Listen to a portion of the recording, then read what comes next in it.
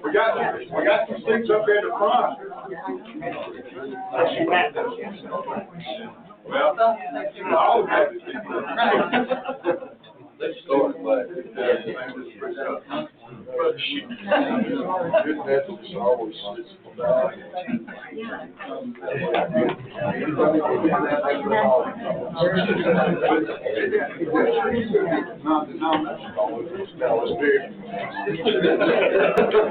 when you walk in, you feel what's up, you go to the right, you go to the left, over there.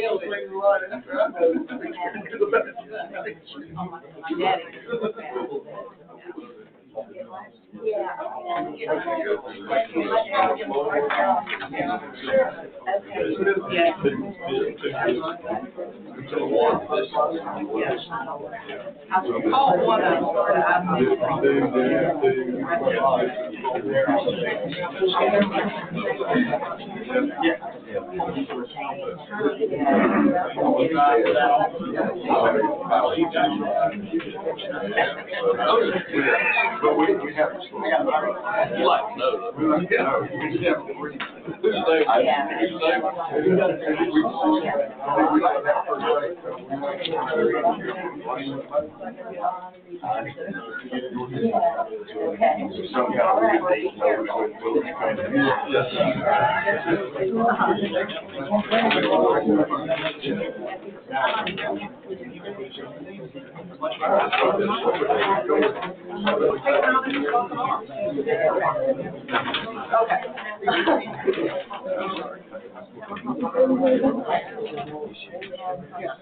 I have one that I come back to you later.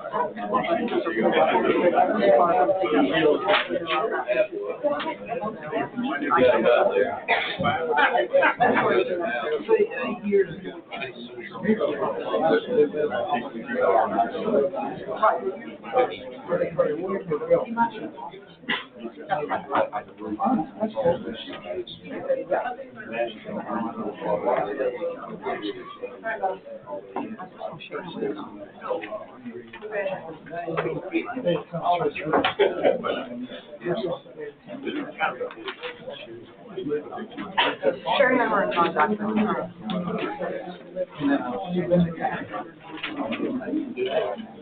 I'd like to welcome everybody to the Madison County Board of Commissioners Agenda Setting Work Session, June 5th, 2023 at 6 p.m. We'll start off with the Chairman's report. The City of Dansville will be hosting a farmers market each Saturday beginning June 3rd through August 26th from 8 a.m. to 12 p.m. in front of City Hall. If anybody's been through the parking lot, you'll know all the lines that's dotted off. I think this past Saturday I wasn't in town for that, but I heard it was a great event, so please stop in and visit those guys. Madison County Food Bank will be hosting an open house for the new addition to the facility.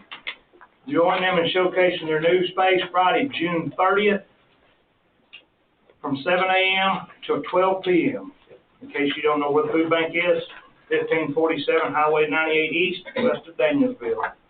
Y'all will love the facility. It's super, super nice. And Miss Bobby Rooker, ain't nothing's going to make her more happy to see y'all smiling faces showing up to check out our new facility. Madison County Rec Department is accepting proposals for sports photography. If you're interested in submitting a proposal, please reach out to the Rec Department for an RFP packet. Deadline for submittal is June 23rd at 3 p.m. And that's all I have.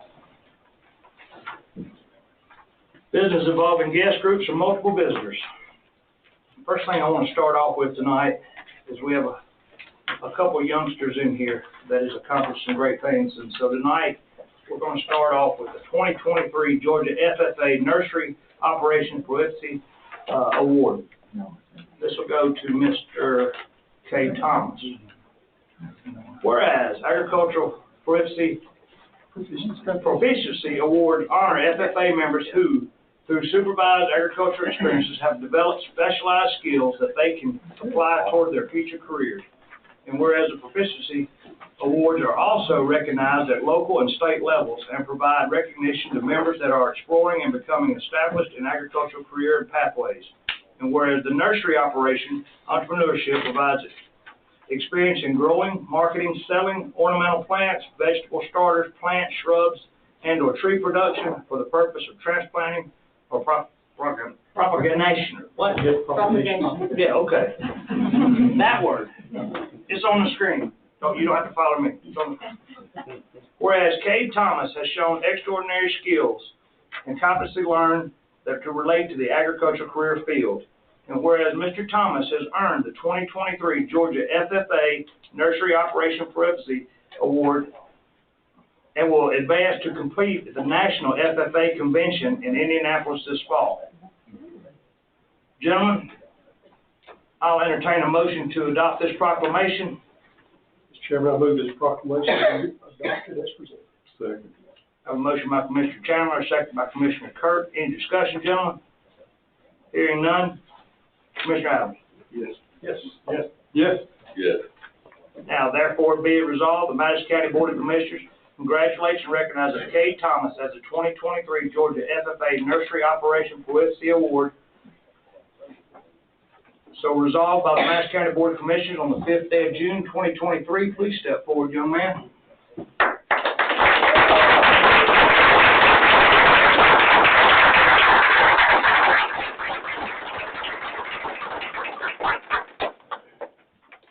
Normally the newspaper is here, we have a new editor, so I'm gonna take pictures. And you got a parent, you wanna come up here and take pictures too? Guys, y'all wanna get in the picture?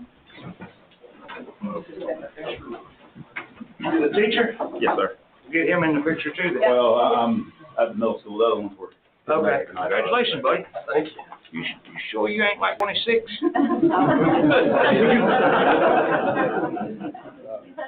Frank, you got to stand beside him just to even this out, man. I'm sorry. Get your bucket.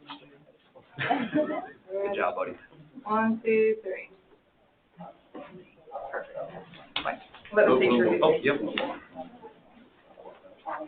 Thank you. Good job. Congratulations.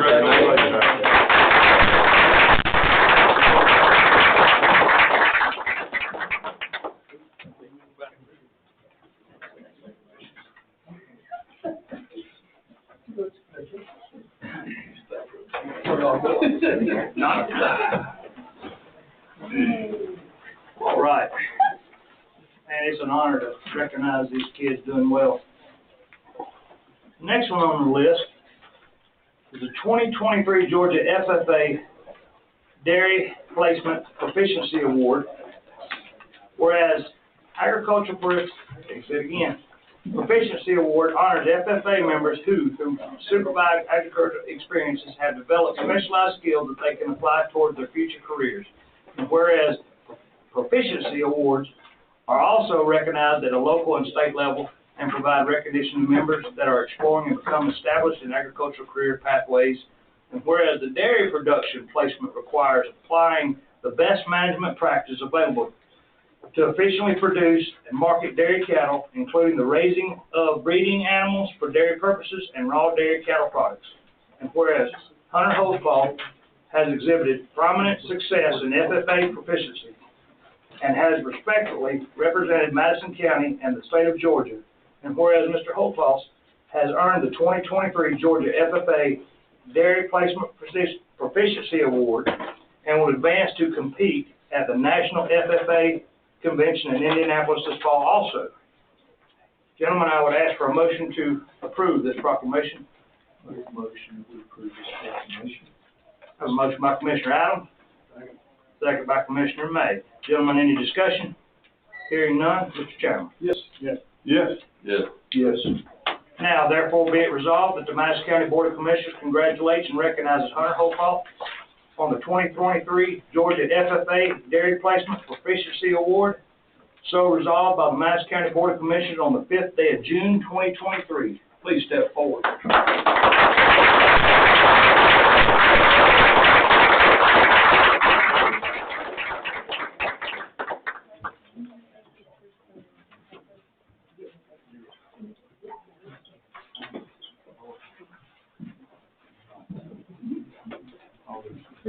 Tall guy. Good job, young man. What are you, 2022, 23? Come on now. Just had to know them kinfolks you were. Y'all, scoot in a little bit. There you go. 1, 2, got it.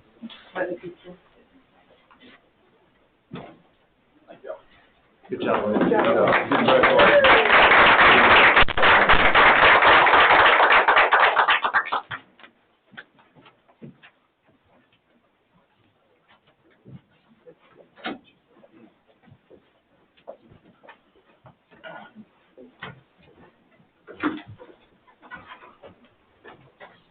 And more to come in 2 weeks.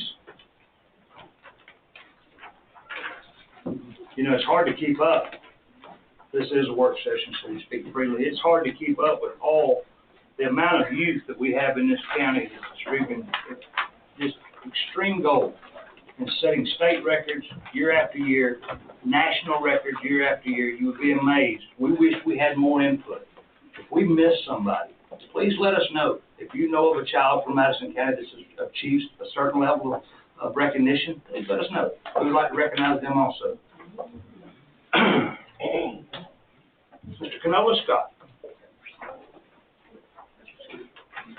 Good afternoon. Good afternoon, sir. Oh, sorry. That's okay. That's all right. That's all right. We're here with the planning and zoning actions. Number 1 on the agenda is Marcia Young is requesting to rezone her 2 adjoining properties from A1 to A2, combined in 1 parcel, for a total of 13.55 acres. This would allow the properties to be brought into compliance with zoning regulations. Properties are located at 6274 and 6278 Highway 191 in Comer, on map 67, parcel 76 and 77 in District 2.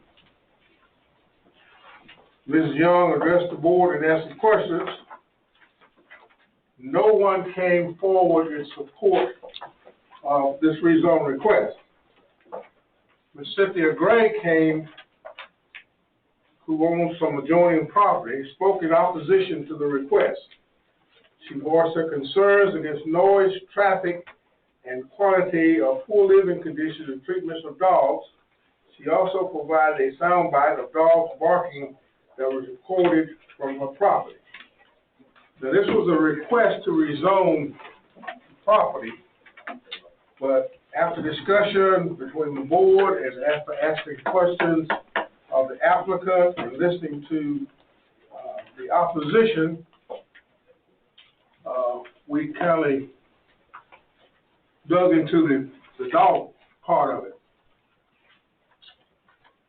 Ms. Young and her daughter, Amy Thurman, addressed the board for a second time and answered that question. Ms. Young stated that they previously had 225 dogs on the property, but they recently got rid of 50 dogs, and there are currently 175 dogs on the premises. She said they only house and breed dogs on the property, and they take care of them in different locations to sell. She stated they have goals of only having 50 to 75 adult dogs at one time. She also stated they sent the unhealthy, unsellable dogs to a rescue that they work with. The board had more discussion, and the Planning and Zoning Board voted 5-1 to deny the request to rezone, simply because the rezoning, we felt like the rezoning was only to bring it into compliance, which it is not now because of raising the dogs. So anyway, the board voted 5-1 to deny, and we had one member that was absent. Thank you, sir. Is Miss Marcia Young here? Yes. Ma'am, would you like to come up and say anything? Yes, I would. Thank you.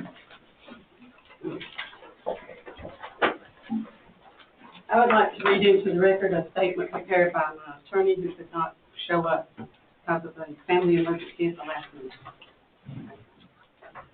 Thank you for having me. My counsel is not able to attend the hearing tonight, but I have a prepared statement I'd like to read in the record for your consideration. Can you hear me? Yes, ma'am. My name is Marcia Young, and I am the owner of 6274 and 6278 Highway 191 in Comer, which are contiguous tracts that total about 13.5 acres. I am before you today on an application to rezone property from A1 to A2 so that the parcels can be combined to eliminate some encroachment and to accommodate the business my family has operated on the property since 2017.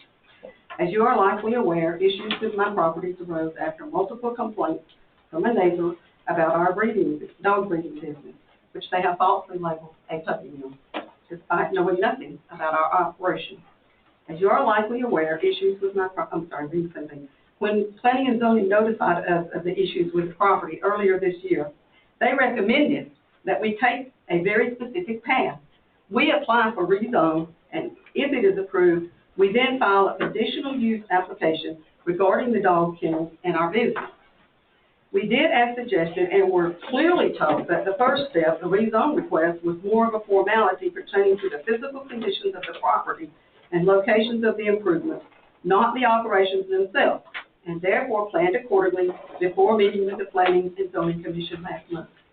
At that hearing, however, we were blindsided with an interrogation regarding our business operations for which we were not prepared given our expectations heading into the meeting. Had we known that we were expected to defend our business and reputation that night, we certainly would have prepared accordingly. But this was supposed to be a hearing about zoning and the zoning alone, despite everyone's awareness that the conditional use is the real issue here. The property has previously been used to breed animals and conduct agribusiness, horse shows with stadium lighting, and many vehicles utilizing the ingress easement by the same neighbors that are complaining now. Bearing this in mind, our request for the Board of Commissioners is simple. We ask that the zoning issue be tabled until the board can make a determination on it at the same time as the conditional use application. We think that this is not only a reasonable request well within our board's authority, we think it is necessary in order for us to get due process regarding our business operations. The Planning and Zoning Commission and several neighbors have made their position abundantly clear. They do not like our business and they do not want us to stay. We deserve an opportunity to tell our side of the story so that an informed decision can be made based on facts. From a zoning perspective, we think our application is strong. There was a structure already present on the boundary line of my properties when I purchased them in 2017 that was deemed non-compliant. Many properties in the surrounding area are used for agricultural purposes, from horse stables to commercial chicken houses. The properties I bought were even used, Most of all, the non-conformance is the direct result of a change in the ordinances last year, which made already installed improvements non-compliant automatically when it took effect. There would be no adverse impact on surrounding property values as the use would remain as it had in 2018. Approval would be in line with several similar determinations that have been made for other properties in this county over the past few years. After our hearing with planning and zoning, however, it became clear that our use of the property is the only real issue here. So I don't see how pretending otherwise would not waste everyone's time. Without the conditional use, we have no need to rezone, which honestly may not even be necessary, given the fact that the offending structures are not permanent and can be easily moved. Bearing this in mind, we simply ask that we be given the opportunity to present our position regarding the business and have it decided along with the rezone request if it's necessary. Granting this request would have no adverse impact on the county or its concerned citizens, but would afford us the opportunity to be heard before our livelihood is taken away from us. We also deserve a chance to defend ourselves personally and professionally against the claims levied against us. We run a legitimate business that is licensed by the Department of Agriculture and has been inspected countless times by various state and county employees, none of whom took issues or tried to shut us down until last year when the zoning ordinance were amended to make kennels like ours in our present zoning of A1 illegal. Though your position may not change in the end, we deserve the opportunity to be heard, that you can make your judgment based on complete information. Thank you.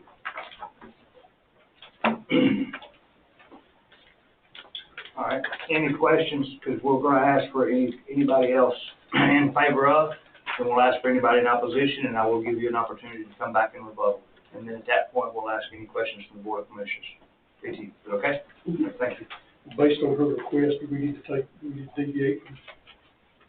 And she requesting that we hear this and the conditional use at the same time. But we need to go ahead and address this now.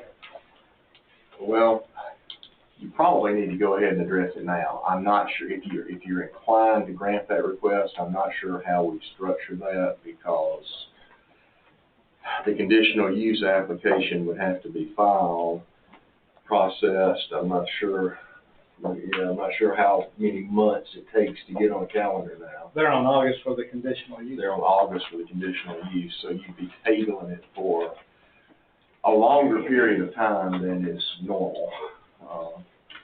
So tonight, you're just hearing the rezone, conditional use will still come back up. Right. Unless they choose to withdraw it based on what happens tonight. Okay, so we just proceed. I think you just proceed, yeah. Mr. Scott, so was y'all under the same impression about the rezone being what was in front of y'all versus the conditional use? Yes, sir. Okay. Yes, sir. We were well aware of that. Okay. But we were also advised or told that it wasn't just the land rezone. Since this was in non-conformance, in a non-conforming business, that we would make it legal if we approved it, or if you guys approved it. Then we could deny the request. So that's what the board decided to do, to recommend to your board. All right, thank you, sir. To deny. Because of, and she's correct, because of the operation that's going on right now in their business. We probably ought to just get through the public hearing and then have all this.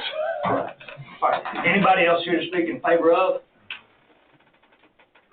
Anybody here to speak in opposition? Yes, ma'am. Just come up and state your name for the record. Name and address, please. My name is Carol Daniels. I live at 6262 Highway 191, Comer, and have since 1984. While my property is not adjacent to the Young's property, the easement driveway that comes off of 191 goes directly through my property and Cynthia Gray's. This easement is 1,468 feet long before it ever gets to the Young's property. This is their only access to this property. Shortly after they moved in 2017, they moved in and the dogs moved in. There were some protests made at the time, and somebody in the local government said that they were not in any violation of ordinances because they were raising dogs, not breeding them. While we tried to be good neighbors, in consideration of good neighbors and lack of consideration of other people and their property has now become an issue. Example, Cynthia Gray took down a fence going through her property to allow them to take out a mobile home and bring in a new mobile home. One morning, I happened to be looking out my window and saw the truck to come in to move the mobile home out. I called Cynthia to let her know that the truck was coming through. It didn't go through. She got in her car, drove up the driveway to find, with no supervision from the Youngs, this truck had backed up to 6262, her mobile home. It was ready to hook it up and pull it out. Also, when they moved the brand new mobile in with no permission, they yanked all of our gang box mailboxes out front and just stuck them back in the hole. Continued using the access for the mobile homes moving in until we blocked it off with all of their service vehicles. All right, let's stay on topic with the rezone, please. Okay. At the present time, there are multiple properties and residents that have had their lifestyles upset for years. I have given you a handout showing aerial views of the property and all of us that surround them. Would you like to be living next to a kennel and all of the noise that it generates? I know building and zoning heard this, but I think you all need to hear it also.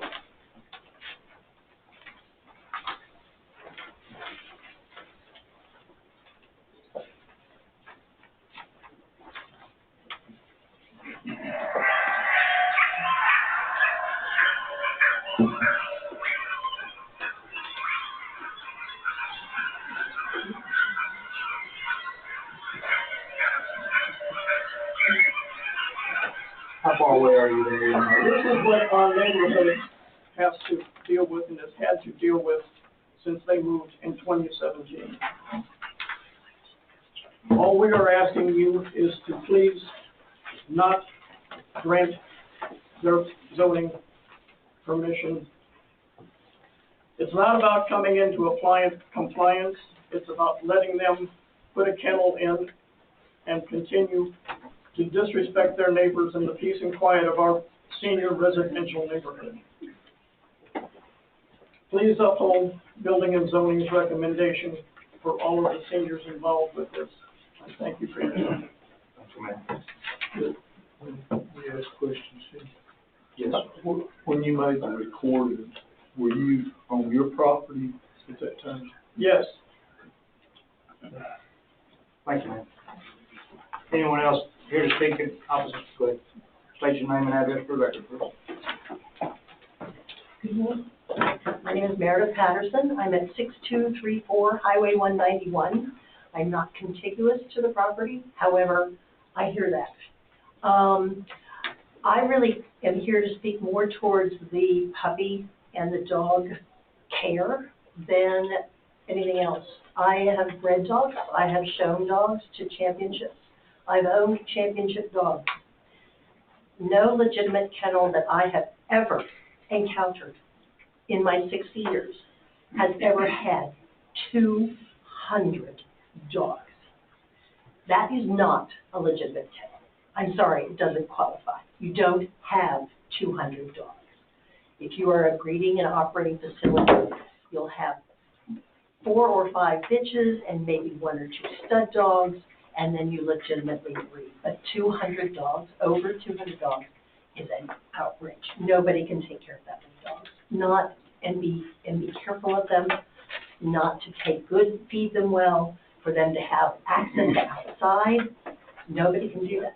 2 people. where you have 200 dogs. My concern is for the animals. So I want to speak on their behalf, and I hope we do not legitimize a puppy mill by giving them permission to continue operating this kennel. Thank you. Anyone else here in opposition?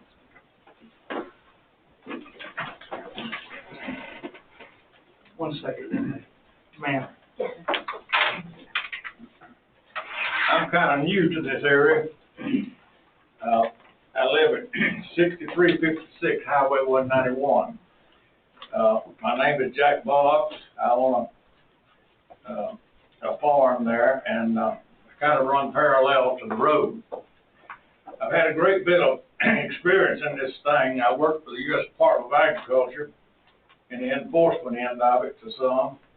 I've been on horse goes, I've been on dogs, I've been on all kinds of things for 25, 30 years.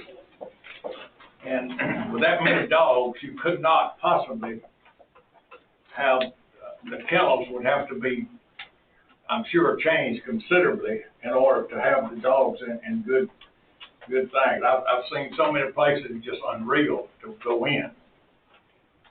Most of the time we had to have a federal marshal to go into some of these places. I've been in Jackson County, Roofton County, Buncombe County. I've seen it all. And I know there's no possible way you have to have a big group of people to look after that many dogs. I can hear them from my farm.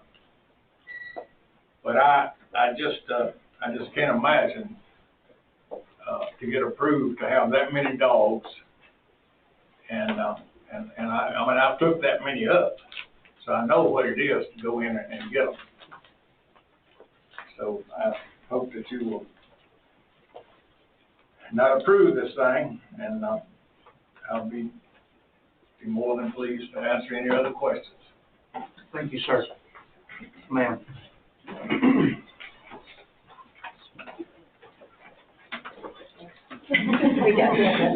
My name is Jennifer Harden. I live at 239 Tacoma Road in Tacoma. And I speak for the animals also, but also because zoning, if it is approved and she's allowed to have that extra space, does that allow her to move the buildings and make more buildings and create more space for more animals? And my worry with that is about the animals, yes, but also about the runoff and about your parasites and about the fecal matter. I have animals and I do rescue also. Where do you put that much food? Not to be weird, but, and who treats it, and how is it treated, and is it going to affect the farms in the area and the other runoff waters? Are you allowing that to continue to grow and happen? It's just something to think about. Thank you, ma'am. Anyone else in opposition? One more in the back. Okay, sorry. Oh, Well, I was hoping you was going to say that. So my name is Lisa Violet, and I'm actually an Athens Clarke County resident, so I wouldn't normally be here speaking about a zoning issue, which is very much a Madison County issue. But while I'm here in my personal capacity, I'm a professor of law, and I specialize in animal welfare issues, and I work with jurisdictions throughout the state on animal welfare issues, some of them smaller than Madison County, some of them larger, some rural, some urban. And I wanted to speak to the use of the property, and I honestly have no idea if the appropriate discussion is tonight or at a conditional use hearing, but since this is moving forward, I wanted to speak. So I wanted to speak about the same item as everyone else, which is the location of Little Hearts Kennel. And Little Hearts Kennel is a large-scale commercial dog breeding facility. And there's a lot of those in the state, and many of them are well-run, and there have not been issues with the Georgia Department of Agriculture or other regulatory bodies. Large-scale commercial dog breeding facilities, though, when they are ones that have care standard issues or other problems, are sometimes known as puppy mills. And I wanted to bring up that there are about 500 licensed dog breeders in Georgia, and 3 of them were listed in the Humane Society of the U.S.'s horrible 100 list of puppy mills this year. And Little Hearts Kennel is one of those 3. So 3 out of about 500 commercial dog breeders in Georgia made that list, and one of them is in your county. The Georgia Department of Agriculture regulates any commercial pet business, and so they regulate animal rescues, they regulate shelters like MOAs, they regulate any commercial dog breeders, and that's from your hobby breeders that might have 2 or 3 dogs they're breeding, up to the largest commercial dog breeders.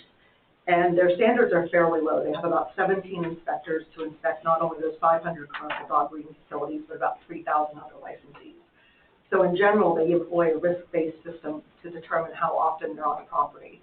And low-risk licensees get inspected about once a year.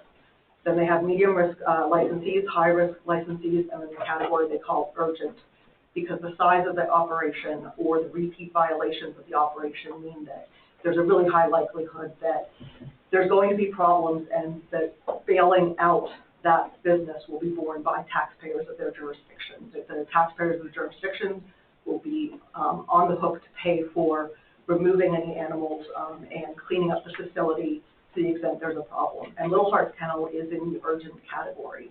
As a result, the Georgia Department of Agriculture allocates inspector time 4 times a year to be on the property and inspect it. And that's highly unusual, and those are taxpayer funds as well being used for that.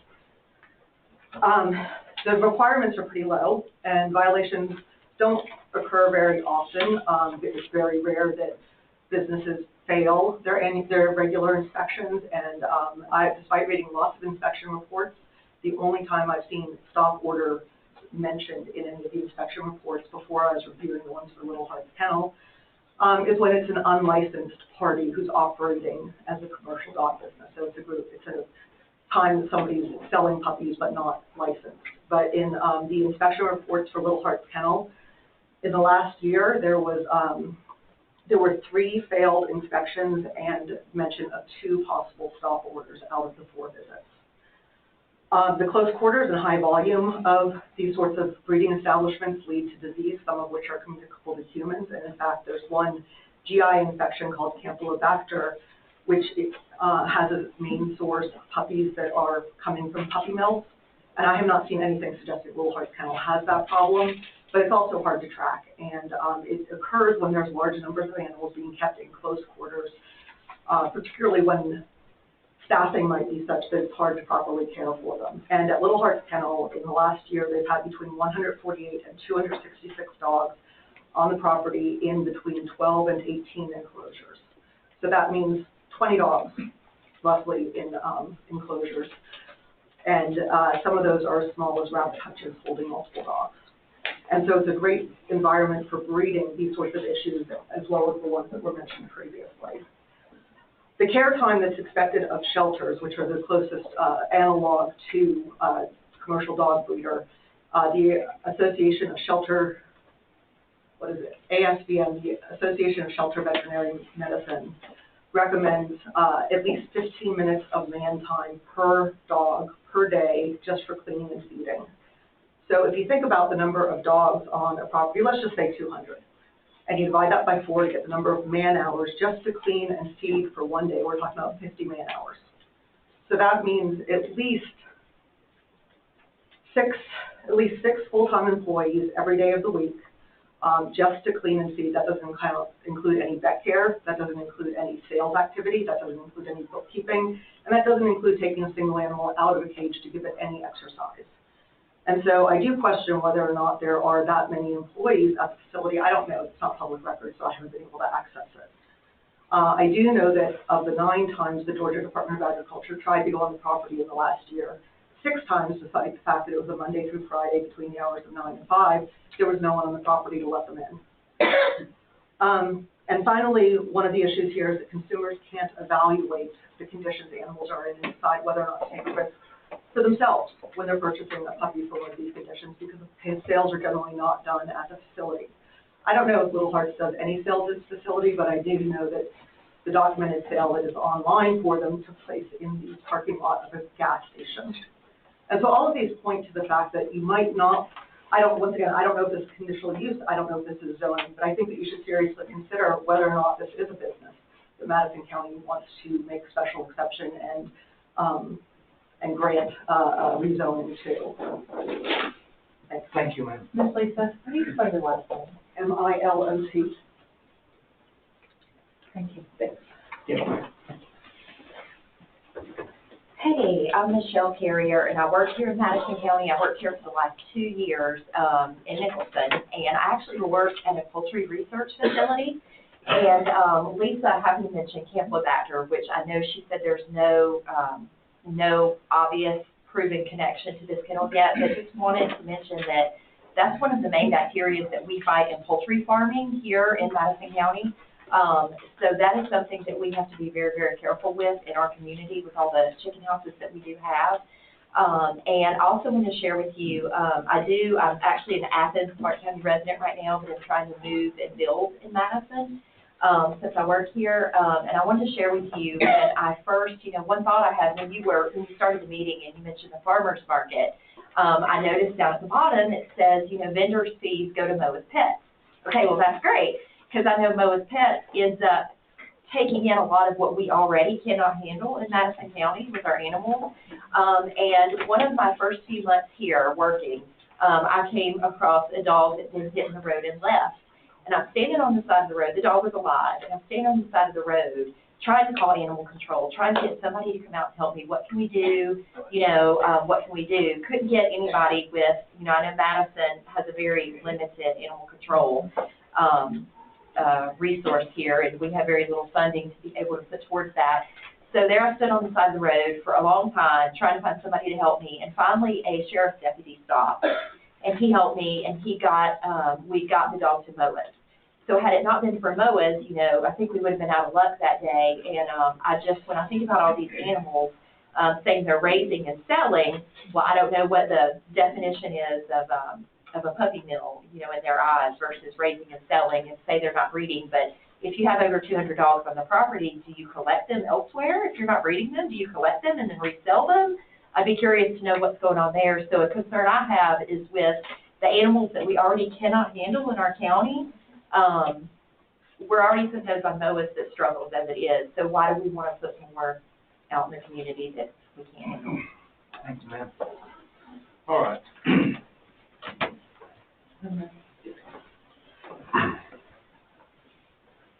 Name and address for the record. Yes, sir. Good evening. My name is Peter Schnurr. I live at 123 Dillard Road. I'm also the CEO and owner of Ball Hall Canine International.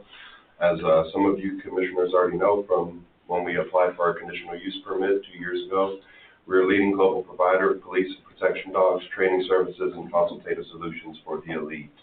Our list of clientele goes all the way up from the Department of Defense down to our local communities here. We have police dogs in Auburn, Georgia, Gwinnett County. We're working on producing a larger presence of local police canines working here because in the past our primary space has been in the federal government. The reason I'm here today is not that I'm not for or against the other kennel. I don't know too much about it, but I do want to make everyone in our community aware here that we do have kennels that work very diligently. On average, we don't have any more than 20 dogs on site, if at all. And then when we do have those 20 dogs on site, I have 6 employees to take care of them. All our dogs leave the kennel every morning. They get 30 minutes of air time in their airing yards, and that's before training. We allow all our dogs to be dogs for an hour a day, 30 minutes in the morning, 30 minutes in the evening, and then they have an accumulative 2 to 4 training sessions throughout the workday, depending on the physical exertion, if you will. If we're running 2-mile tracks, you're not going to do plenty of them throughout the day. But I guess, once again, the reason I'm here is to answer any questions to our community members or to the commissioners on what it takes to run a kennel. I'm also here to, if the existing kennel owner needed any advice or any help, I'd be willing to offer that up.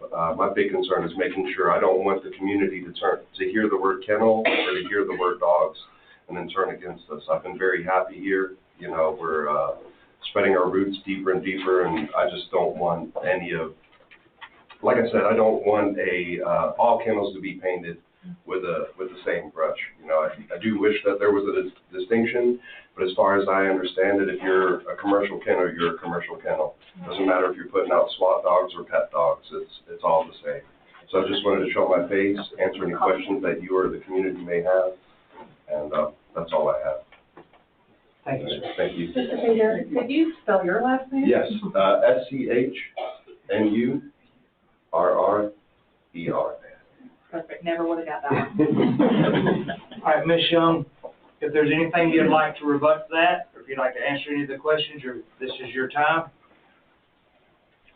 Real quick, I do want to make note to the board, we have a petition of 18 signatures in opposition. Yes.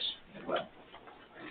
Once again, I just want to reiterate, I don't want to answer questions or belabor your point, but I just want to stress that this is zoning. There are other issues than the dogs. And we were told by the planning and zoning people to apply for this zoning and wait on the conditional use. I feel we were ill-advised. That's why we were blindsided and ill-prepared.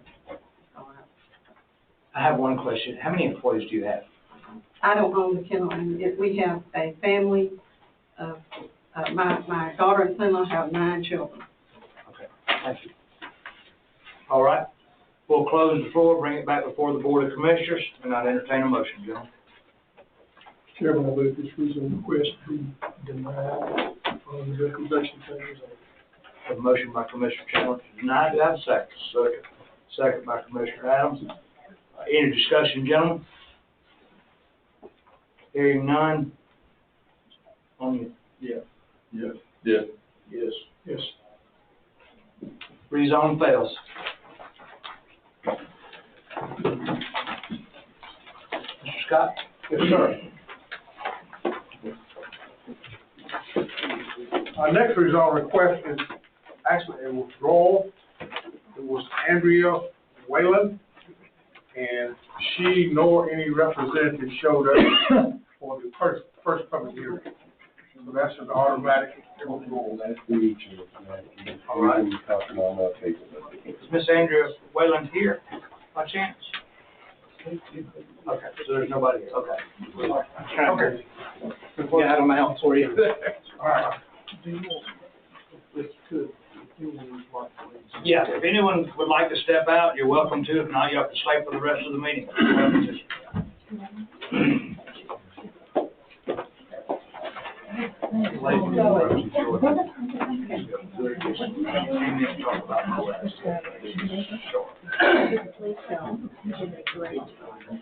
Thank you.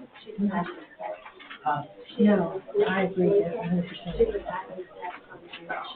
She is responsible for staying here for a while. You're gonna be a resource for me for some other things. Really proud to have her. Can you be sure that that copy moves out since there wasn't every? I thought she was needing a chair, I'm sorry. I thought you were asking for a chair.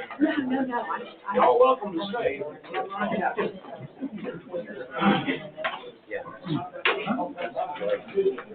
Okay. Go ahead, sir. All right, number 3, Shane Seagraves is requesting to rezone a 3.83 acre portion of his 18.14 acre from A2 to AR to allow tracts to be split off for a home site for his son.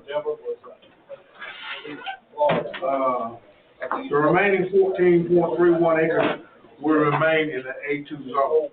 The property is located at 892 Hannah Creek Church Road in Royston on map 75, parcel 14-4. There was no one to speak for this rezone request, no one to speak in opposition for this rezone request.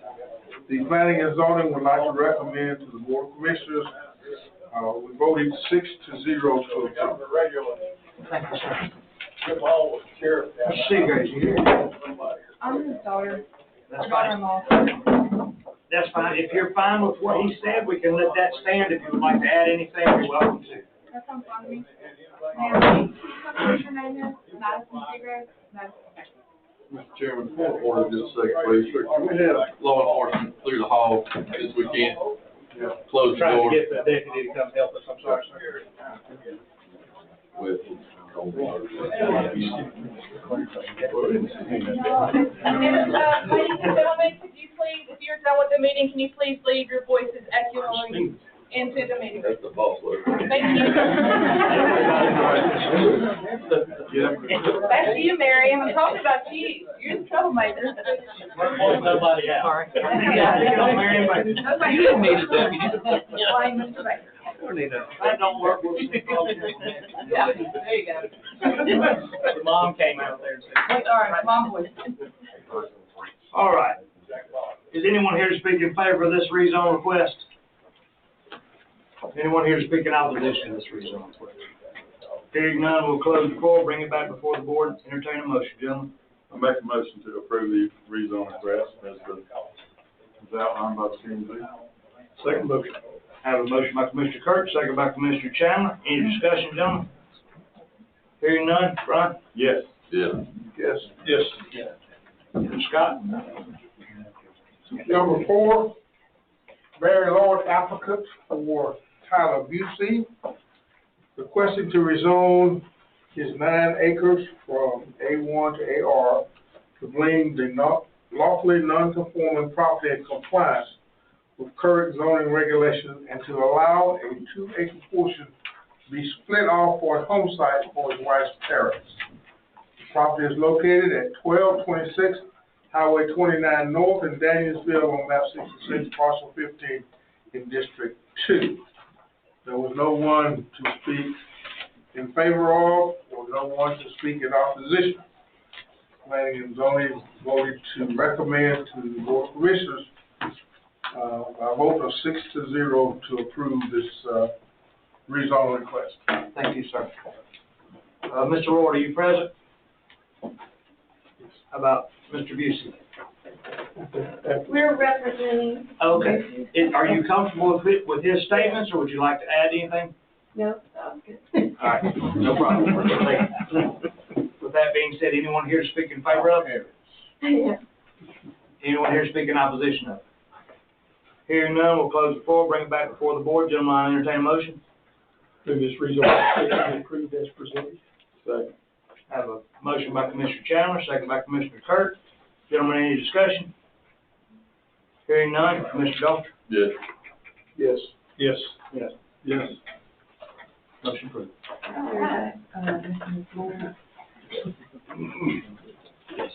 Number 5, Michael Carroll is requesting to rezone 2 of his 27.4 acre containing his daughter's existing home from A2 to AR to allow it to be split off and gifted to her.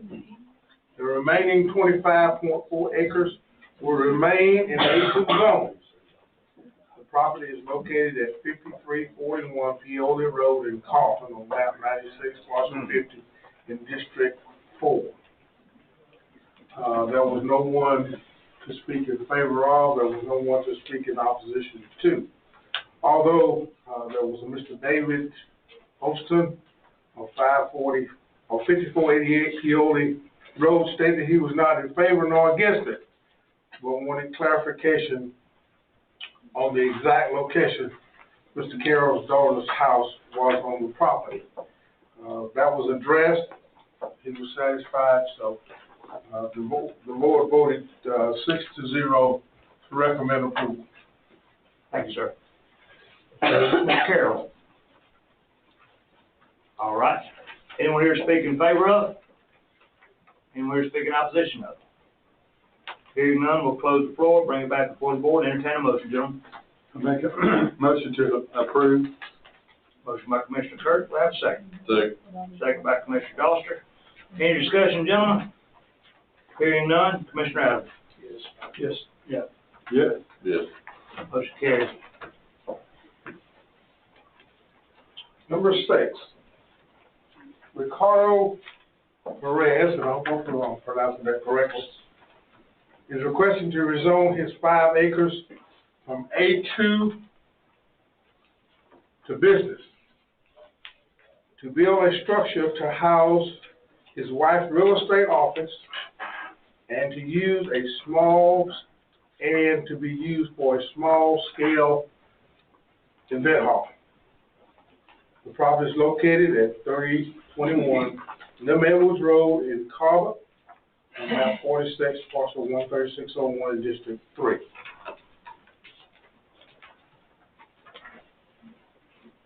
Mr. Perez and his wife addressed the board and answered that question and presented a PowerPoint presentation illustrating the plan. Billy Bridges of 3054 Lim Edwards Road spoke in favor of the request and stated he believes it was something the community needed. Julian Perez, brother of the applicant, spoke in favor of the request. We asked if anyone wanted to speak in opposition, and Jeremy Chapman, Lim Edwards Road, Susan Kelly, and Vicki Harris all spoke in opposition of the request, voicing their concerns regarding noise, parking, traffic, spot zoning, and possibly disturbance issues the event hall may create. After much discussion about the new comprehensive plan, and that being somewhat in the zone of business growth in that particular area, even though that plan hadn't been fully adopted yet, or has it? There was much discussion. After all the discussion, there was a motion made to allow this to be approved with a maximum for the event hall of at least 100 people. Got no second, so therefore that motion failed. The Planning and Zoning finally voted 4-2 to deny that particular request. So therefore, we're recommending to the Board of Commissioners that this request be denied. Yes, sir. Mr. Chairman, I don't know if y'all have the same packet as that stuff on there, but there was supposed to be a correction made. It's actually one parcel closer to the highway than what's indicated in yellow. It's one right above.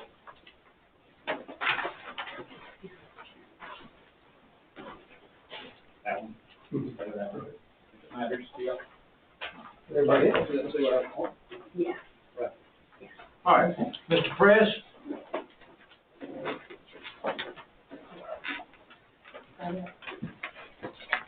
You're welcome to add anything you'd like to this.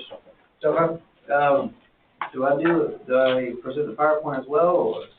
If you would like, yes, sir. Okay.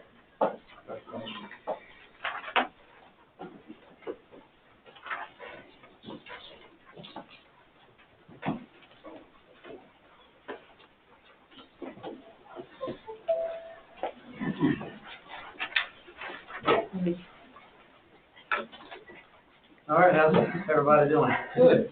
Good. The Lim Edwards spot? Yes. So my name is Ricardo Perez, and I am the owner of 3021 Lim Edwards Road, and I would like to rezone from A to B business. And the use that I had in mind would be office, storage, company meetings, community events, and here are the hours of operations, which would be at 8 a.m. to 11:30 p.m. And the building, what I'm trying to build would be something similar like this. So basically, still keep it almost like a barn, but obviously, country style. And here's more pictures. And what I'll do to the property as well for improvements on landscaping, I would be doing a privacy fence, privacy trees, a gravel driveway, a gravel parking, small dumpster on the property for a trash disposal. And here's a small sketch on the layout. Basically, where the trees are at is where the privacy fence is going to be. The parking would be right in front, and then that brown is the building. And that's basically the layout of it. And I have a small statement here. So thank you all for allowing me to be here today and hear my proposal. I would like to start by saying that even though my request was denied by the members of Planning and Zoning Board, I'm still hopeful that you, the Board of Commissioners, will hear me out and make a fair decision by considering the facts and laws and not by personal or emotional opinions of the opponents. I hope you grant me my request so that I can make the best use of my land and bring positive growth to the city of Colbert and Madison County. My goal here is not to take away any farmland or to ruin the value and lifestyle of the neighbors and adjacent properties. As you all know, Madison County has room for growth in the commercial land. Right now, residential land is the only land being developed in the county. There is a high demand for housing as well as we all have been seeing. There's no new construction. There is new construction of homes everywhere. Excuse me. Commercial land can help make a balance. I want to make the best use of my land and exercise my rights as an owner and a taxpayer that I am. I'm an entrepreneur, just like any other person in the business. I am building a future for my family and the next generations to come. I have worked hard since I was a teenager to be where I am today. As you have read, I have planned to convert my property from agriculture to business. I would like to build an office space for my wife and where I can operate our business whenever we need to. As you know, that there are a lot of possible uses under business once it's converted. I would like to take advantage of that and also use the space as an event hall for whenever we need one. It has been in my plans to build an event hall, so why not do both things if we have the opportunity to do so? The property is located in a zone where we can request to rezone the business. There's another property less than 80 feet from ours that is also business. I would be an establishment that will suit the location and will also be suitable for the eye of the people around it. The event hall will operate in compliance with Madison County laws and ordinance of alcohol consumption and noise. We will keep a maximum capacity of 100 people. We will have enough parking space for up to 30 vehicles. We will have the proper guards supposed to keep a clean environment and a privacy fence to prevent anyone from trespassing our property or trespassing of the adjacent properties. It will be available to the public. We would love for everyone to host their family events, meetings, business conferences, and any type of celebration in our space. We want to build a good relationship with everyone around us. It is in our best interest to be good terms with our community. This also brings more growth to the city of the county. The more people that visit Madison County, the more money they spend. When people spend money in Madison County, part of that goes towards transportation, special purpose, local option sales taxes. That will be money going towards the city and county's general fund. As some of you may know, the general fund helps pay for multiple things like police, fire departments, transportation, infrastructure projects, public schools, children's health insurance, recreational facilities, parks, medical facilities, environmental projects. I own the land, and it's enough acres to do what I have planned. We're in an economy that has changed for a few years, and I felt that shift that I would have to come to a proposal 3 years ago that cost the building project would have been a lot cheaper than what's going on, so what's going to cost me today.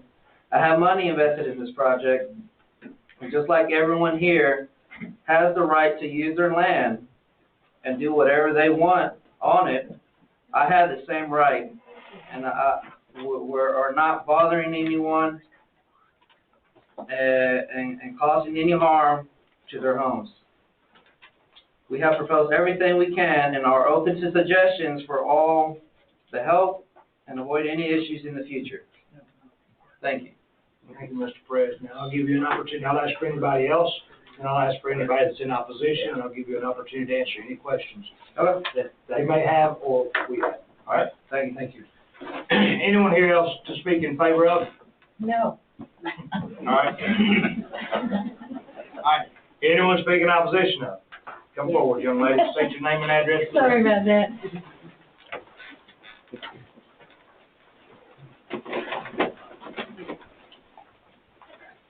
Okay. I'm never any good at this, so.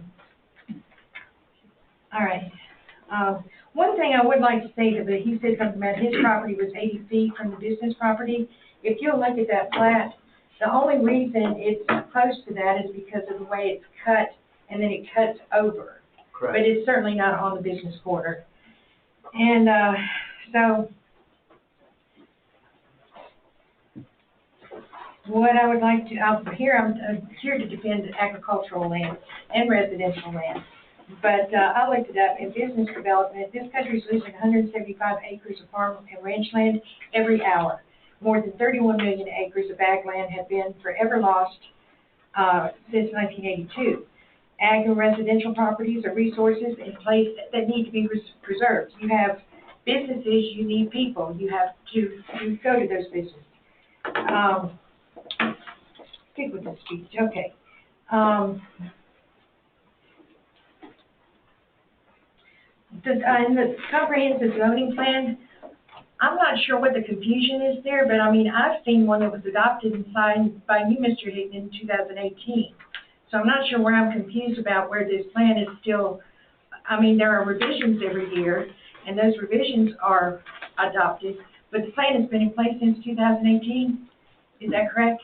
I didn't sign one in 2018 because I wasn't here, but I may have signed one in 20 and 21 being previous comprehensive plan. Oh, okay. Maybe. It had, The well. 2022, the new one coming out this year has not been adopted yet by the. Right, but those are just revisions to an existing plan. Yeah. Thank you. Okay. 2021 was revisions. Yes, just revisions. Right, just revisions. So the plan has been in place for quite some time. Correct. It's not something that's waiting to be adopted.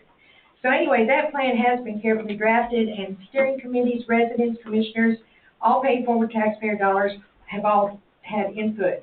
And it was created to balance and support business, residential, and agricultural needs, and defines the business corridor. It's a fact that rezoning is going to have a huge impact on our community, but it also impacts Madison County.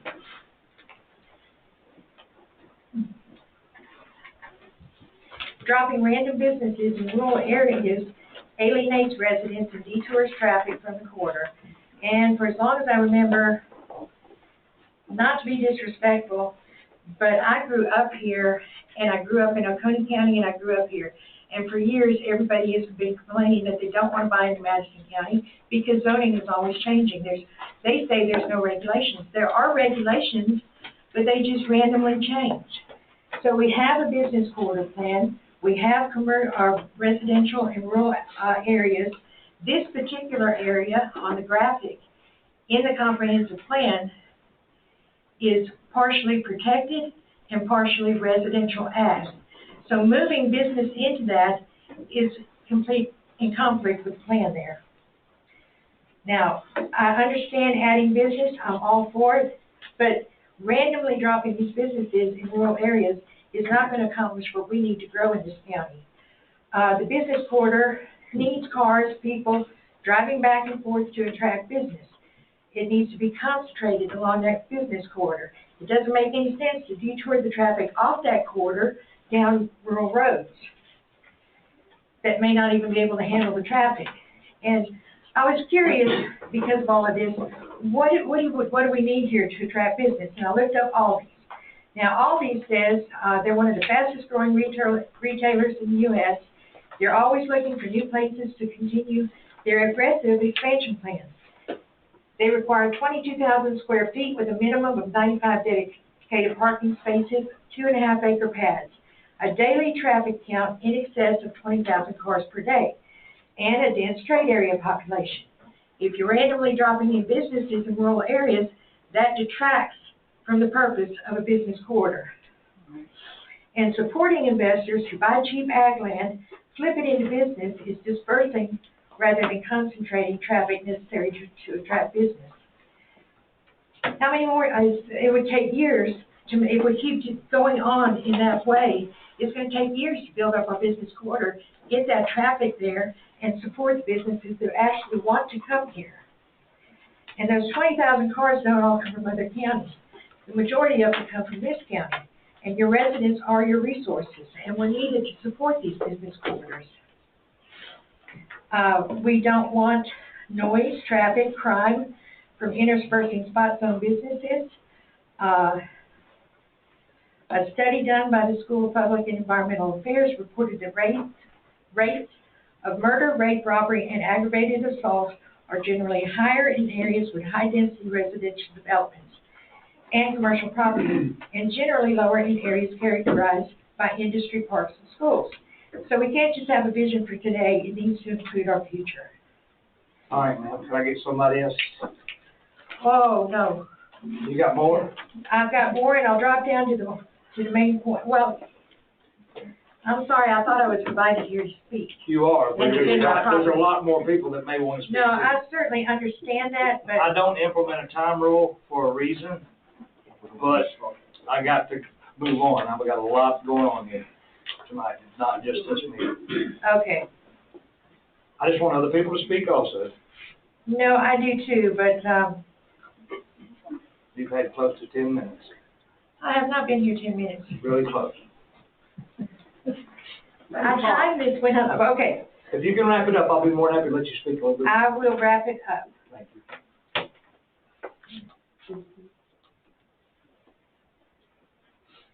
Oh, I've lost it.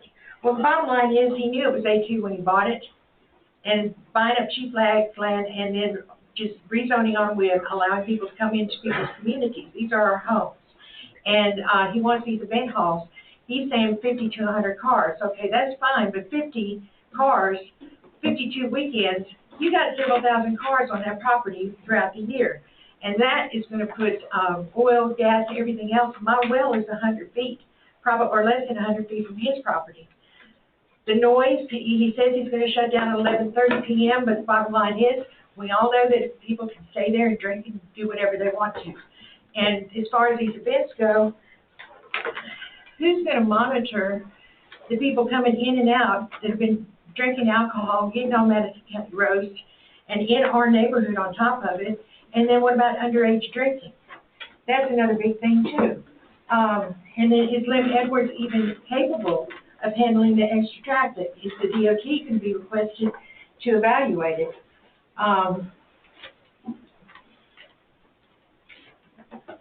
Could you tell me your first and last name, please? Yeah, Vicki Harris. Is there a Vicki Wenzel also? That's me, Okay, 'cause I got, but I'm Harris. okay, well, I get emails from Vicki Wenzel. Well, you got my I get some- emails, which actually speak better than I do. Yeah, But that's, the bottom line is, this is a residential agricultural community. And if Madison County is gonna go, or grow, then we need to support the people that live here. And just dropping in businesses willy-nilly is not gonna keep people happy, and it's not gonna grow business. It just detours it away from business quarter. thank you, ma'am. Thank you. Anyone else here to speak in opposition? Yes, ma'am.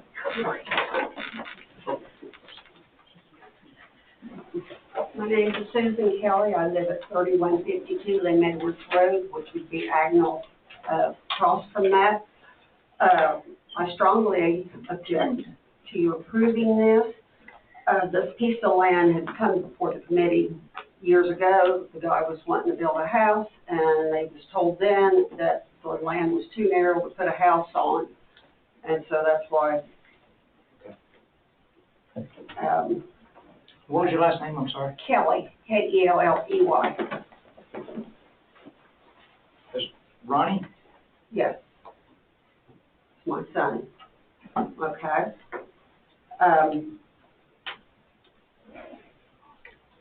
I'll play like that. Okay, they say they're going to put a barn-style house on it and service party. They plan to have at least 100 people there. I mean, the noise and stuff, the noise travels in the agricultural land. And I mean, I can be outside and I can hear my son's radio playing or talking and everything. So that is going to increase. I go to bed at 10 o'clock with my dogs, and yes, I have 6 dogs. They're well taken care of, vet approved, so none of that. And yes, I have a big backyard enclosed for them to run and play, and they do bark. And if there's a lot of foot traffic going up and down the road, drinking or whatever, I don't want to pick up their trash. I don't want my dogs barking constantly and everything.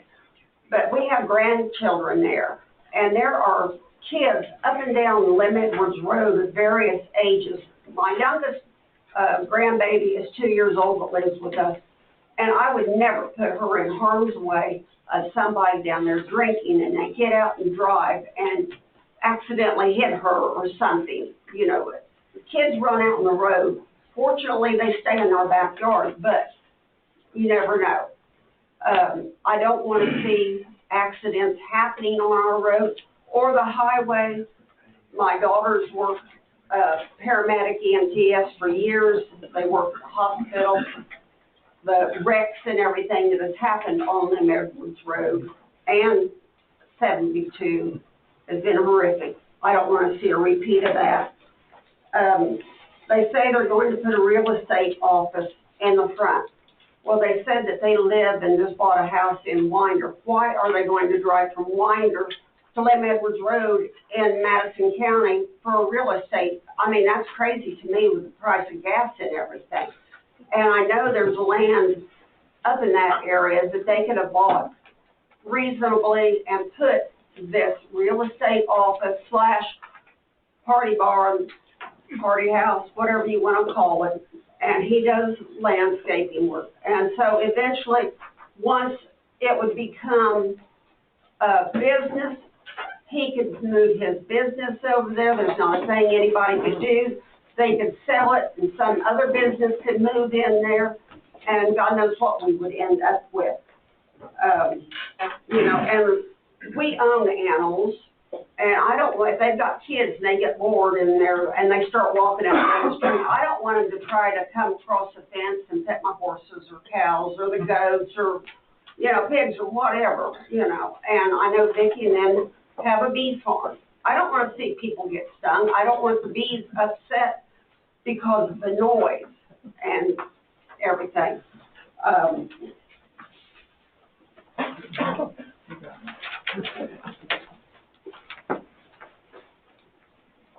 If they bring in their landscaping and stuff, and they have pesticides, if they put them in barns or whatever, that could leak out, could kill the bees, could drift in the air and do potentially harm to our animals, our gardens, anything. I've seen it happen before.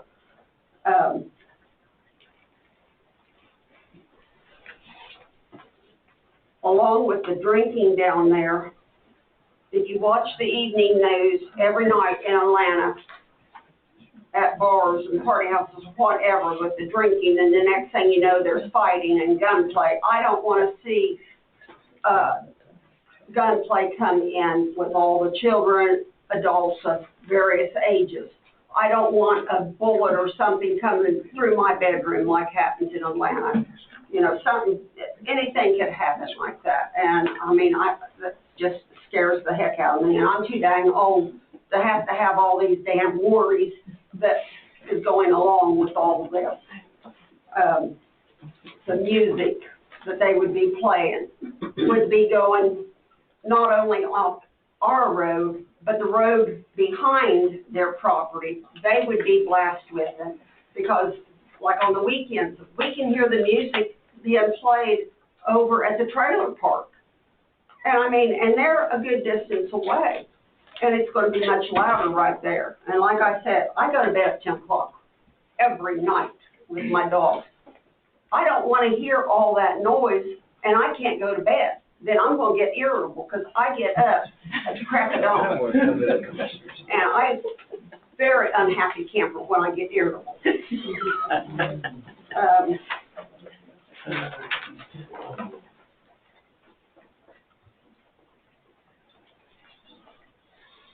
Okay, like I said, you guys already approved, and they come through and they cut all of our trees down Lim Edwards Road, saying they're gonna widen it a foot on each side. Well, that cost me a foot of ground on my property, once you do all that. But once you come down and start pulling up the tree roots and stuff, I'm gonna have fence damage, possible, foundation damage. I mean, this is more stuff coming, going. So I'm begging the commission tonight, please reject that and let us keep our sanity and keep our children safe. Thank you. Thank you. You have something different, young lady? Yeah, something totally different. All right. That's a good point. My name is Rosemary Scott. I live at 2887 Lim Edwards Road. I'm up here to address because of the fact that I was raised on a farm in Madison County. Yes, I was held captive in Clark County for 4 years, thank God I moved back. To come home from a nice fancy subdivision and tell my husband, hey babe, I just bought 10 acres and a single wide trailer. And he was like, there's something I need to know. Nope, I gotta go back to my roots. I have a small hobby farm. I was raised with cattle, hogs, and chickens. I've got dwarf Nigerian goats, turkeys, and chickens. Something totally different. I raise my turkeys through an incubator. I get more rednecks stopping going, you got turkey in your field. Please don't shoot him. Please don't shoot him. He's a moneymaker. My biggest thing is for the first 2.5 years, I had to put a sign up. Please do not feed my goats. I lost 2 registered goats because people were feeding them stuff they had no business. Is your property adjacent to this property? My property is actually the one that says 136-3, 9.283 acres. So you're below it? Yes, and we do have, video surveillance. That's how I found out what was going on with my goats. Because you wake up one morning to a healthy goat, walk next morning, you got a dead one. I understand where Mr. Perez is coming from. I'm glad he wants to bring a business to Madison County. But you also understand that we just honored 2 FFA people for their great jobs in agriculture. And she is right, we are losing ag land. And I'm trying to keep it as much as I can. If you put a parking lot there with a building with artificial lighting, all of y'all know what chicken houses do, they never turn their lights off. I have a great Pyrenees who's a guard dog. That dog stays up all night long. I have chickens who run freely in my yard. So does my neighbors. Artificial lighting will keep our animals half awake. We don't need that. I understand where Mr. Perez is coming from. He beat me by a day by buying that piece of property. I want to know. And if you decide to get rid of it, just come see me. I will buy it. Because of the fact we were wanting to buy it, because we looked at the history of the land and know that a house couldn't be built.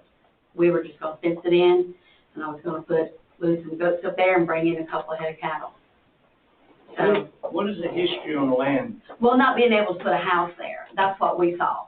I don't understand, it's 5 acres. I know, that's what I didn't understand either. Yeah, somebody's just telling somebody something. Well, it's in the county records, you might want to look it up. Yeah, we're going to look at one of them. Because I was like, it's 5 acres, I can put a house there. 5 acres, you can build a house. Yeah, because we have already talked to the Unless you county. don't have water. Yes, and we could have water, because we don't have county water, because everybody has a well down through there. But that's all I have to say. Thank you, young lady. All right. Anyone else in opposition? I'll make it quick. All right. I do live adjacent next door, 2955 Lim Edwards Road, Jeremy Chapman. And I've got a hobby farm too, and she made a lot of the same points, you know, the racket, the traffic, the folks, you know, they're gonna be bothering the animals, keeping them up, stressing them out. I got dogs too, they're gonna go to barking all the time, just a calamity, you know, in general, when you get a bunch of folks together partying. And the obvious, you don't really associate with sticking right in the middle of a bunch of farmers trying to observe a little bit of peace and quiet and not bothering nobody. So that's why I'm in opposition. I just don't think it's Which appropriate. property are you, sir? The one right next door, the one that's actually highlighted.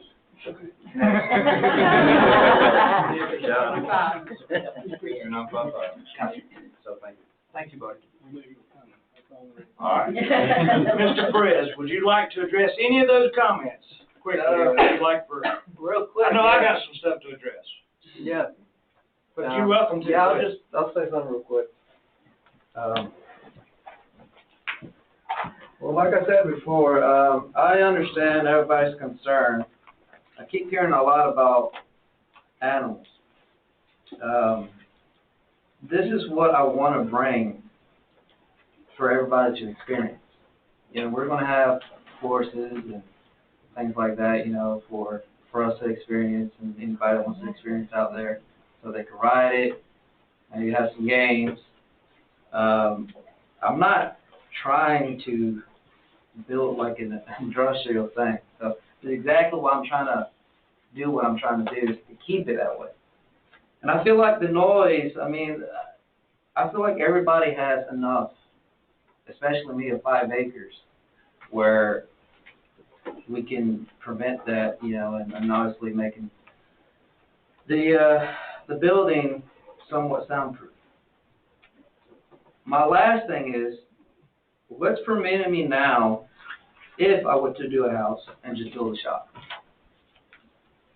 And do it that way. I'm trying to work with the county. It's currently zoned. Yeah, and I'm trying to work with the county to benefit for everybody. So honestly, if it gets denied, then, you know, the alcohol is the same thing. You know, if I do a small house, do a shop, what's preventing me from doing it on the weekend and going that route? So I'm trying to help, I'm trying to fund, I'm trying to, everybody benefit on that end, and the animals, you know, as long as my neighbors and everybody can respect the code of Madison County, Chapter 10, Section 10-1, which is the safekeeping of the animals, just like I would have to do the same thing with me.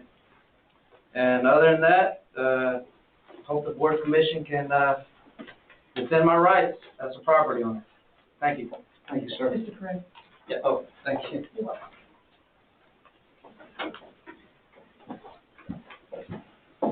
And I'm gonna try not to be disrespectful as I can be, but we went down a bunch of rabbit holes. I heard a bunch of rabbit holes. Didn't Ronnie used to have a garage there, right adjacent to that property? He had it down over the hill. But it was right in that vicinity. It's on the business corridor right there. Right. As soon as you cross the tracks, it's part of the So in business case corridor. anybody hasn't seen, I know you brought the comprehensive plan up. Highway 72 is a business corridor. Exactly. The distance from this property to Highway 72 will still fall in that business corridor. I'm just throwing this out there for little nuggets. According to your graphic, Just Okay. hear me out. I gotta tell you now. This was 5 acres. I keep hearing a lot about ag and protecting ag land. It is 5 acres, y'all, not 50. It's 5 acres. Sir, had you not brought up, I'm just trying to help you on this. Yeah. The part, because we got 30, 40 emails about this. I've got where you've been interrogated by the neighbors. I've got questions, answers, you name it. And you tried your best. I see it. Yeah. It is a business corridor, period, point blank. The neighbor beside it's got 3 acres. The neighbor beside him's got 4 acres. We're not protecting rural agriculture by denying this. This has nothing to do with rural agriculture. 3.5 acres right adjacent to his property, 4 acres right adjacent to his property, a commercial piece of property. I don't get to vote. I'm just stating facts for clarity. The property in the front is commercial now. Sir, when you brought up alcohol, that people may drink, you're not serving alcohol. No. But that got it rode way out of proportion.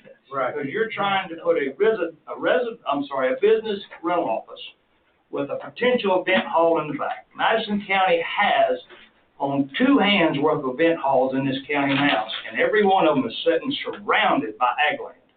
Ag land all over them. So that just disqualified those arguments. Because if you can do it for one, you have to do it for the others, okay?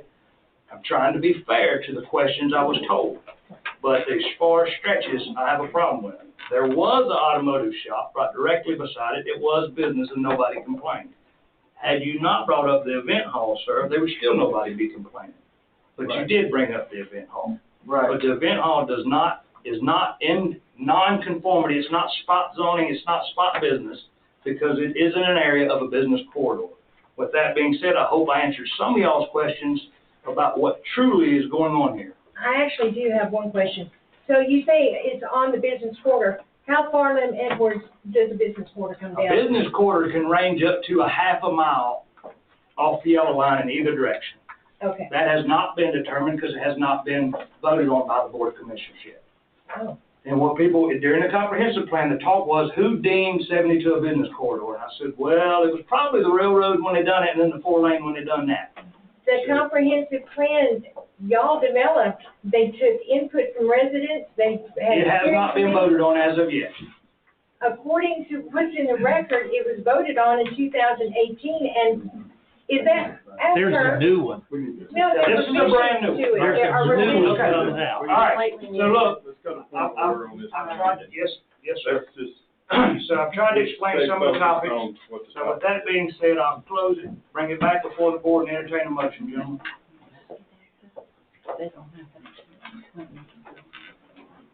I'll make a motion to follow the planning and zoning board recommendation and deny. I have a motion to denial from Commissioner May. Got a second. I'll second. Second by Commissioner Doster. Any discussion, John? Yeah, I mean, personally, I was a little bit conflicted on this, and I think it, for the future character area map, I believe it's right on the cusp. And I believe that some further refinement and work that we need to do to fully create an updated zoning map and future land use development map, I think is probably critical, for these types of discussions. Now, I've heard both sides of the argument. I think probably, to me, it's probably premature. That's why I'm supporting it. All right, any other discussion, gentlemen? The challenge for me in situations like this, and I appreciate the applicant, appreciate the presentation, of course, everybody's as well. But the thing we have to get in our mind, if whenever we rezone the business, although the applicant may say this is what he wants to do, the business zone carries the opportunity for anything that is allowed in the business zone. And that, in my mind, makes it more challenging, again, like Commissioner Doster said, without clear definition of exact, and that is work for us to do. I feel like we are premature at this point. Yeah, and I'll restate, I won't say what y'all said, but I agree with that totally, that's the reason. All right.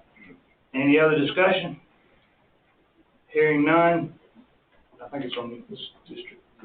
The person in the district. Yeah, he made the motion, second by Commissioner Doster. Yeah. No discussion, so it starts with you, because I think Derek, no, it is Derek's, it's your turn. I done lost it so long ago. For clarity, the motion on the table is to deny. Correct. Yes. Yes. Yes. Yeah. Yes.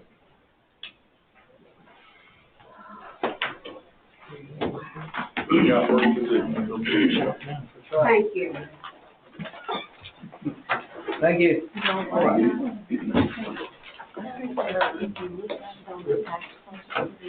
Mr. Chairman, can I just comment now, please, even later?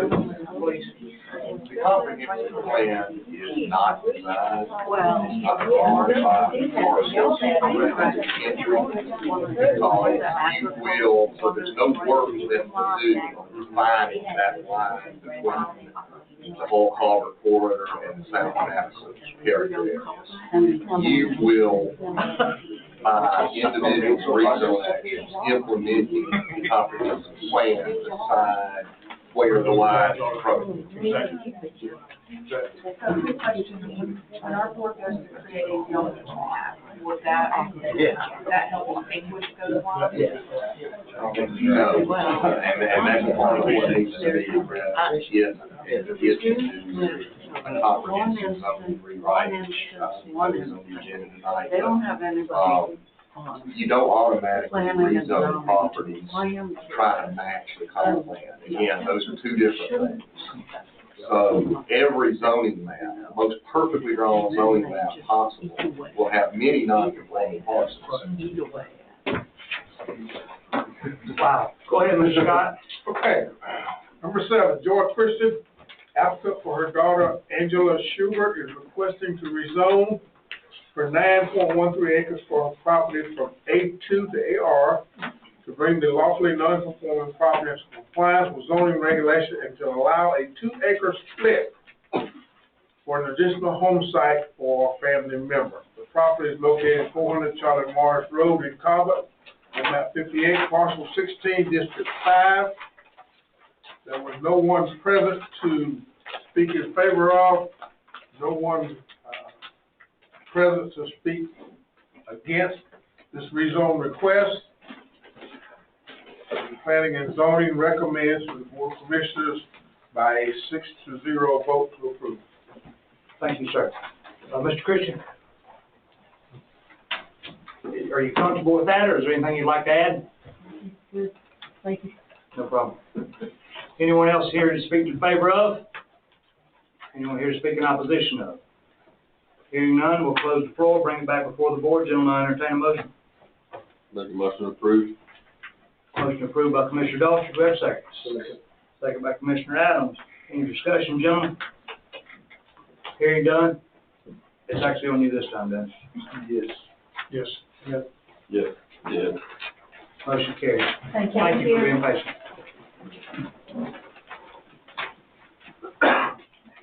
Okay, the last rezone request, Tanya Hardy, applicant for her husband Charles Hardy, is requested to rezone his 10 acres from A2 to AR to allow a 2-acre split for their son to build a home on it.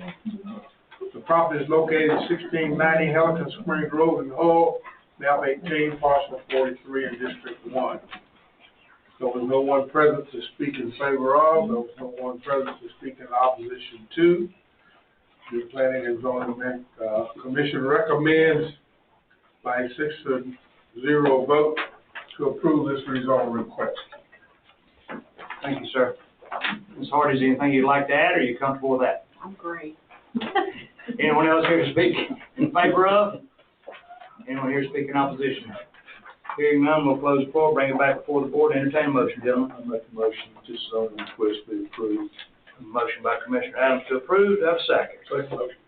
Second by Commissioner Chandler. Any discussion, gentlemen? Hearing none. Terry? Yes. Yes. Yes. Yes. Yes. Motion carries. Thank y'all for your patience also. Thank you. Y'all have a good night. Thank you. I do have one additional thing that was requested by the Board of Commissioners to discuss, for the P&Z to discuss recommendations on the final draft of the comprehensive plan. We talked about it, we discussed it. There was no recommendation. Thank you, sir. Guys, thank you. Moving on, old business, consider amendment section 8.5.1.1, accessory dwelling units, ADUs. It's come to my attention that several people has asked to, Christopher, being one of them, has asked to table this topic for now. If you want to do that for me.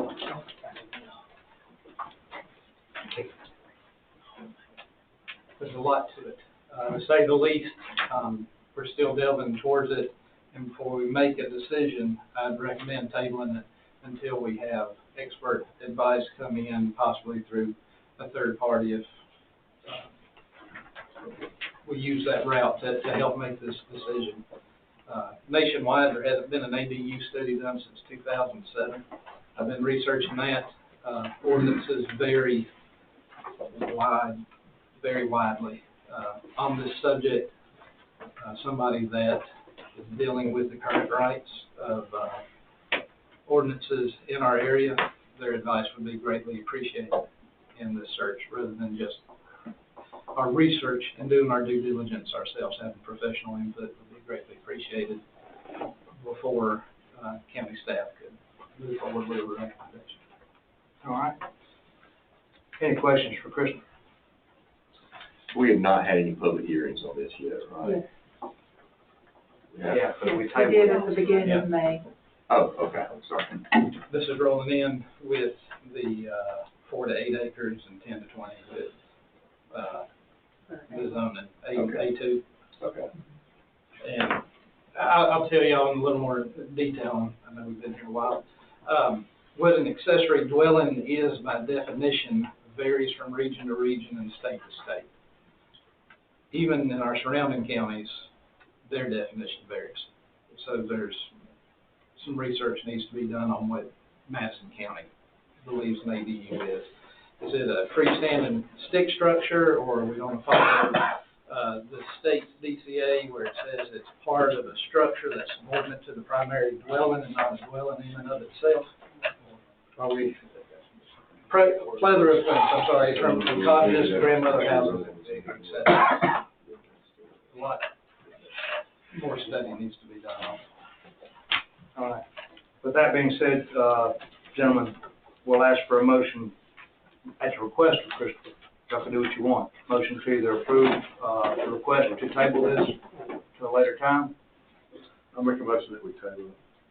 Second. Any discussion, gentlemen? Is there a time frame that you're considering?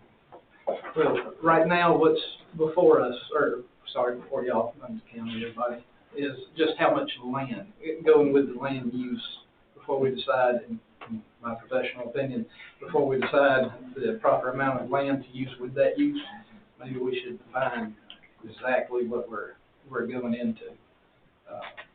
So first off. Contingent upon what we do with item Yes, number 6. I think in parliamentary procedure, what Mr. Roach is recommending is indefinite postponement. Yeah. I agree. All right. Do I have a motion, gentlemen? I make that motion. Motion by Indefinitely. Commissioner Kirk. He said. What is it? Indefinite. Yeah, what council said. There you go. Do we have a Second second? on that? Second. Commissioner Adams. Any other discussion, gentlemen? Hearing none? Yeah. Yes. Yes. Yes. Yes. Discuss hiring a consulting firm for a rewrite of the zoning ordinance. Just stand there, Christopher. Yes, sir. Go right ahead. Okay. From other counties near us, when we reached out to specific firms, what they used going back any day, and they did it about 15 to 20 years ago. So a lot of their firms are no longer in business, come to find out. Ross and Associates, for one, dissolved. Oh. They're dissolved. So in the past month, I have been delving into every person that ever worked for Ross, USEDC, everybody, including some that we considered for our comp plan, rewrite as well, Southern Prosperity Consulting and the Beatty firm I've had conversations with. We've actually been looking at the final draft proposed. They want to go into detail with that to give us a recommendation to understand how much meat we actually need to fit on our skeleton at this point in time.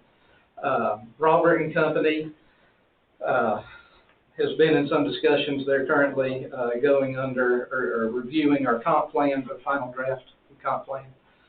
Paige Haley with Hatley Plans, Caroline Evans with Blue Cypress Consulting, Kimberly Horn as well with Horn Consulting. There's one I don't have written down. Did you have WSP-USA? That's the one Oconee uses. They, off topic sidebar, I've reached out to them, have yet to hear back. Hadn't heard back from them? Haven't heard back. I don't know if they all have COVID or they just didn't like the sound of my voice. But there's several of them. They do not want to give us a estimate on money until they have a chance to really eat into the comp plan to help decide what our county would need in each of their opinions. All right. But we're currently talking to 7, trying to get them to give us feedback back into where their price would be with the county. Okay. The timeframe, though most of them have said from the point to hire to the end product, if we have a really good comp plan, that it could be as early as 8 months, 6 to 8 months is the earliest that one company said. The rest were 10 to 12 months, almost across the board. to give you an idea of that, but they have not come back to me with even an estimate number. Do you think it's appropriate to maybe set up some interviews with them like we did with the consultants for the comp plan?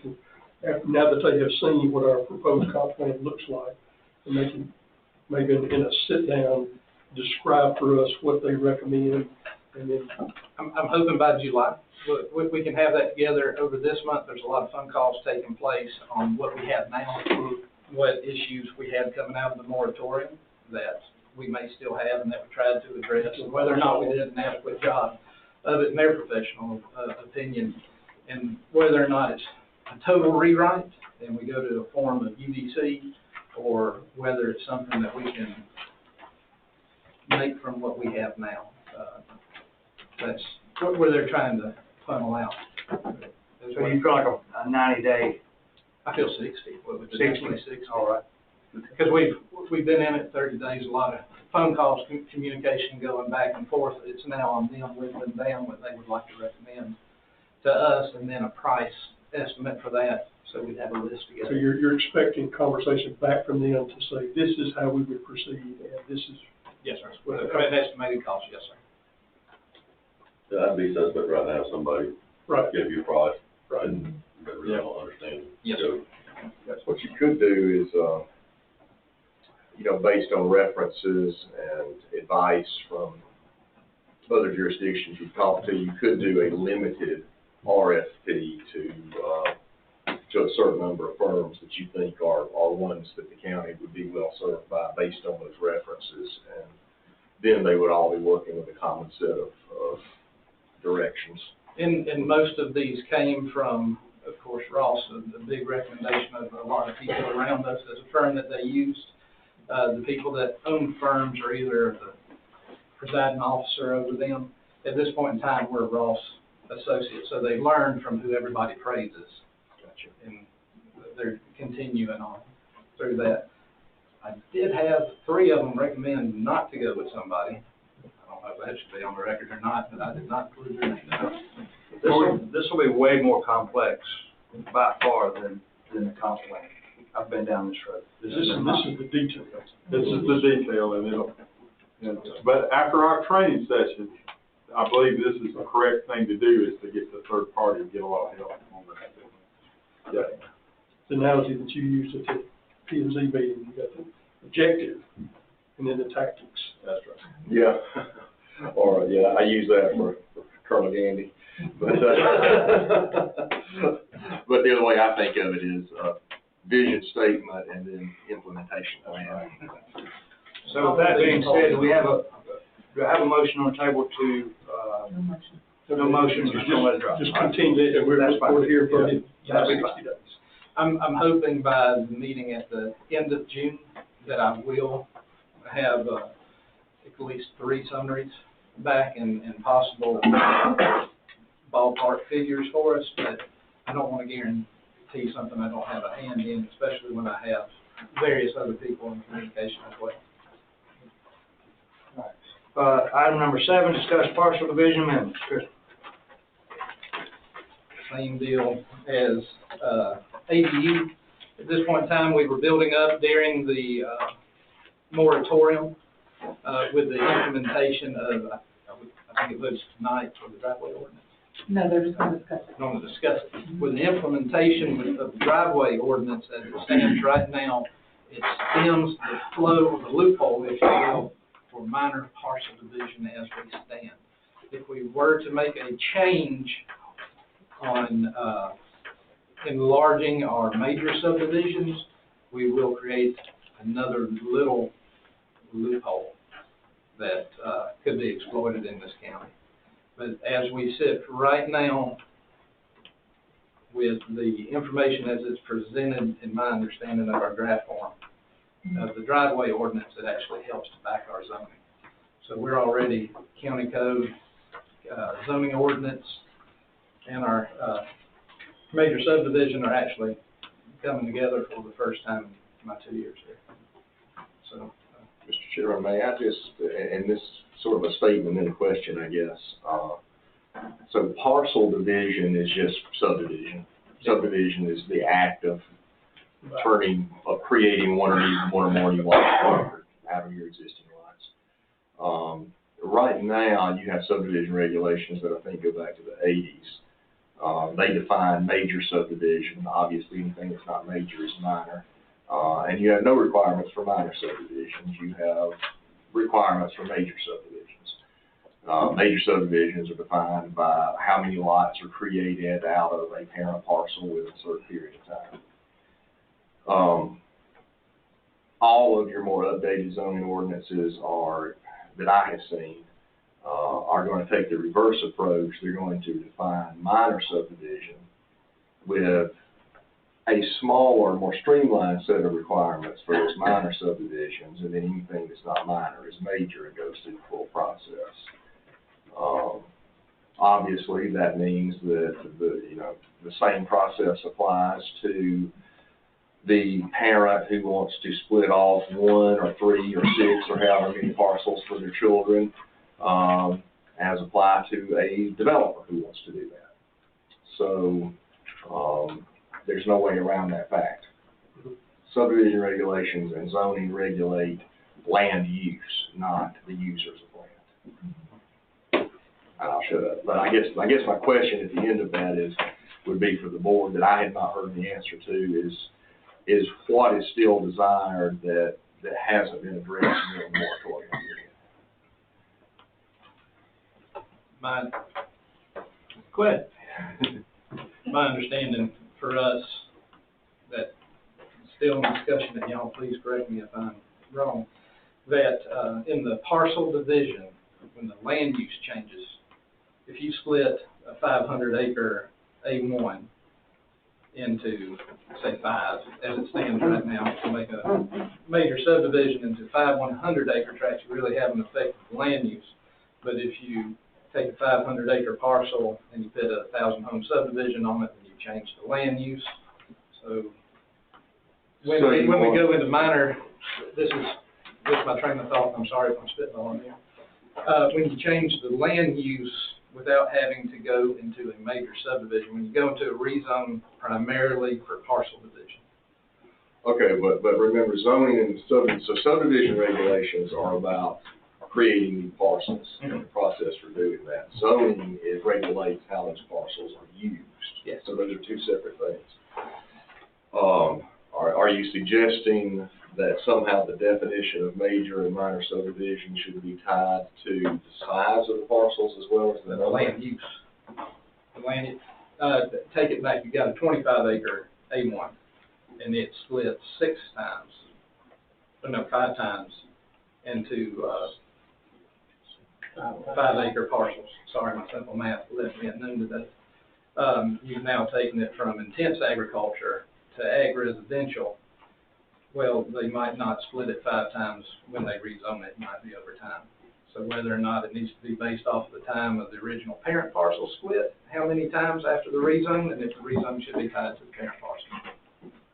I'm not sure exactly of the objective, but I can tell you I've never seen anything like that, which doesn't mean it doesn't exist. So obviously we're not where we need to be tonight. But that being said, But we have, with the moratorium and the efforts outside of just zoning with everything else, we have closed a lot of zoning loopholes with also county ordinance.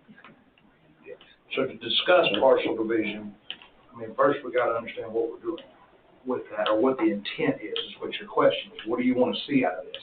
Yeah, what's the objective? One objective that I have is the closing of loopholes. We had abuse of ordinances that were essentially allowing major subdivision parcel divisions that should have fallen in major subdivision regulations because of the way they were done, because they weren't allowed.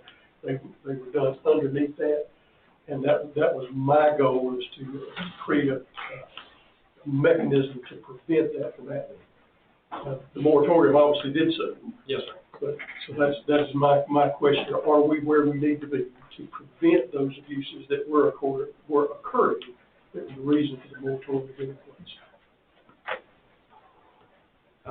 Almost entirely.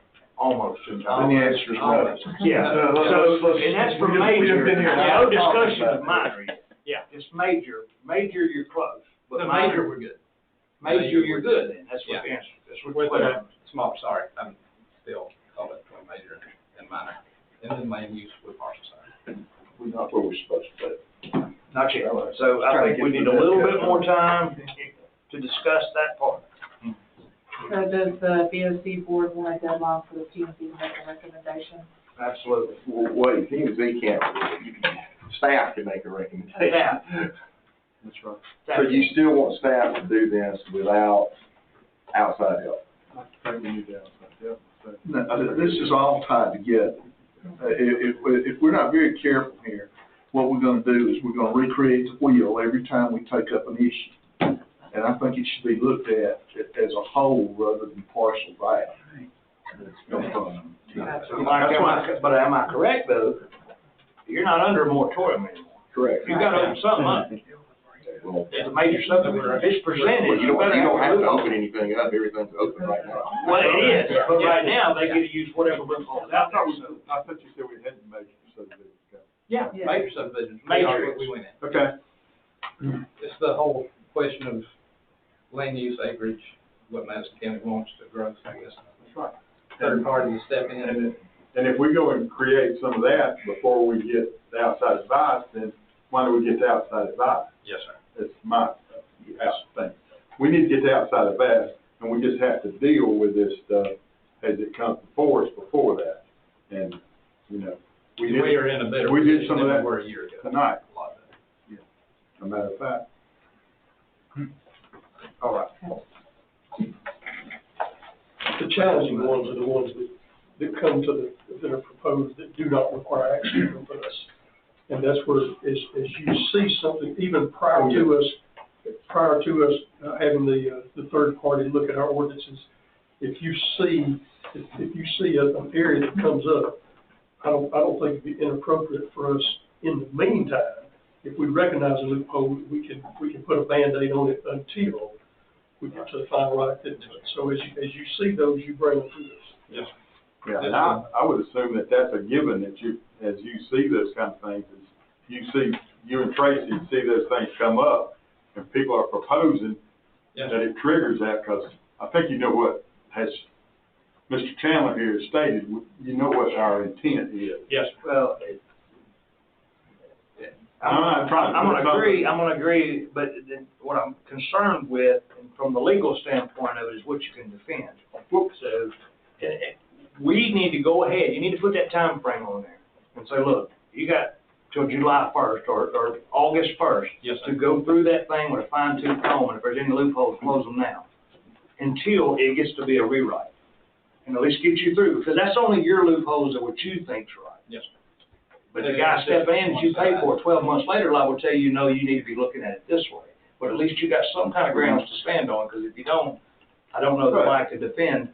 I agree with Picking and everything you choosing. just said. What I fear, candidly, is I would not know how to write the first word based on the discussion I've heard tonight. I don't know if Christopher does. I don't know if anybody. I'll let him speak for himself. All I have heard that's concrete is closing loopholes and preventing abuses. And I don't know what those are without knowing the specific situations behind them so that we can address them. I'll share with you something. But, and so that's the kind of things that you know those things are coming forth, you can anticipate. Yes, sir. And bring those forward as concerns, right? Yes, sir. Situations, not specific. Christopher, you don't mind by the end of the week, can you send out everybody a copy of what you already have? Yes, sir. Everybody on that same email, let us read what you got, then we got 6 sets of eyes on it, and we'll Yes, make changes and get it to Mike for finalization, so he has an understanding also. Okay. Because I'm a lot like him in this topic at this point, so.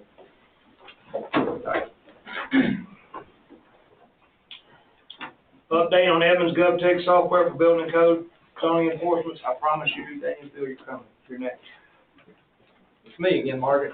I've been on the phone with Edmonds this week. We have had one meeting last week.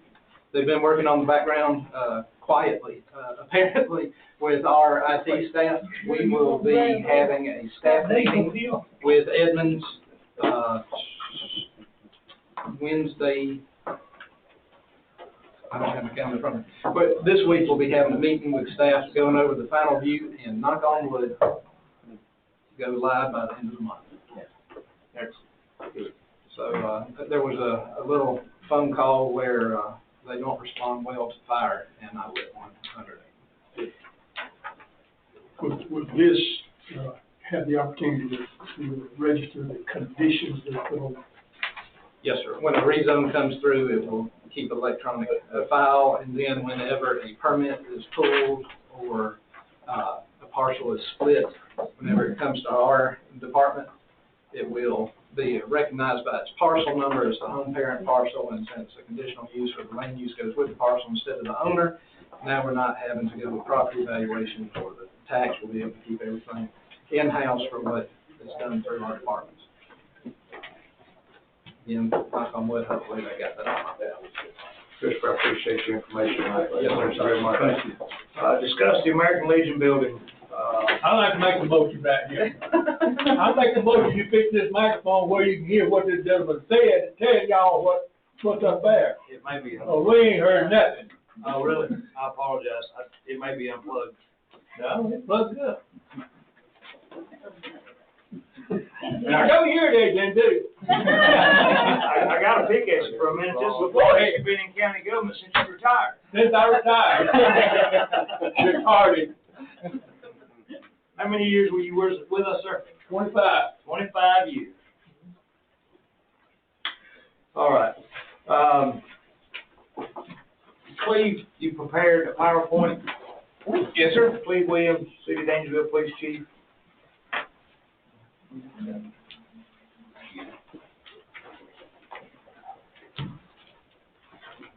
Cleve, before you start, because of the way it's labeled on here, now keep your phone. It says discuss the title search. Mike, I don't know if y'all read your documents or may have seen them earlier, but Mike has done a title search on it, and we still don't know the title search. So. What do you want to know about it? Well, we're back into 1935, and right now it's a who's who. So we're gonna let. Well, wait a minute now. They paid $10 to get this property, the American Legion did, from the county. So the county had to own the property. Yep.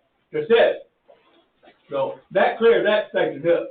All right. All right. Well, at least we know one thing. I can be really quick if I can explain what's on record. Yeah. We'll know where we are first, and then That'd Chief be fine. can tell us where we want to go. That's fine, sir. Thank you. The only deed on record is one in 1936 from the county to the American Legion post with a very unclear reverter. There's actually a resolution. It's mislabeled apparently. So there's a resolution that the Board of Commissioners passed, and then there's a deed.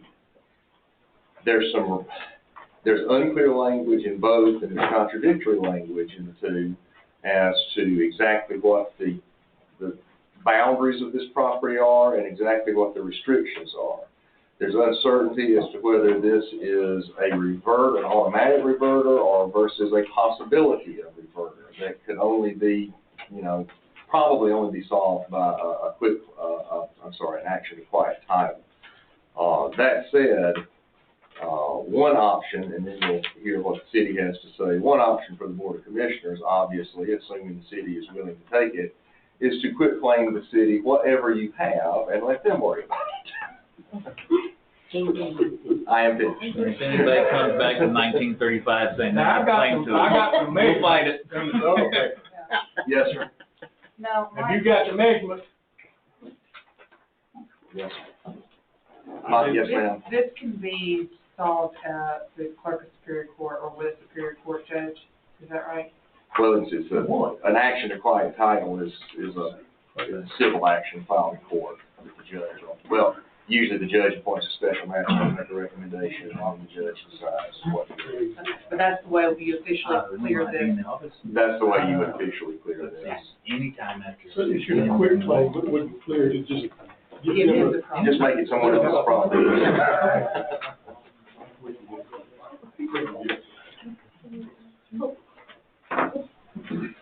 Go ahead, Cleve. Yeah, buddy. Come on, bud. Talk about it. This is an hour and a half long, just so y'all know. No, it's not. This ain't. Escort the mayor out, please. All right, I will keep this as quick as I can. There were some questions about what we were going to do or planning to do with the building, when and if we acquired it. Keep going, next one. All right. Project goals: provide a well-equipped community center for citizens to gather, provide that center at a low cost for everyone, and restore historic buildings to continue servicing the community, and have a minimum impact to local taxpayers by using a federal grant for this facility. Going a little fast for me. All right. It's all right. No, you're fine.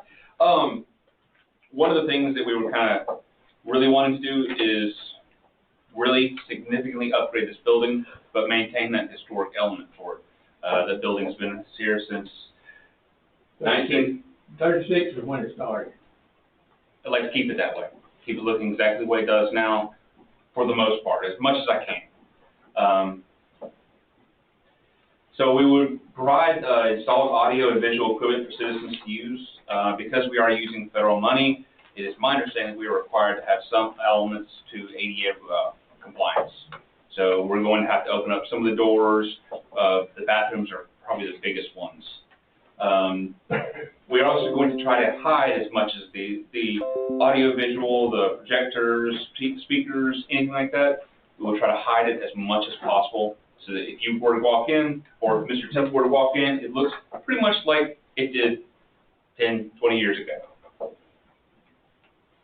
Once finished, the building should offer a modern kitchen for cooking and cleaning, modern audio and video for gatherings, tables and chairs, upgraded bathrooms, and HVAC. We plan on allowing it for award ceremonies, banquets, political gatherings, private classes, parties, wedding receptions, family reunions, quinceañera events. I expect or would like to have the grant submitted by August 1st. That gives me 2 months to write this thing. Well, a little bit less than that. And then move into, assuming we get the grant, we'll have to wait for that.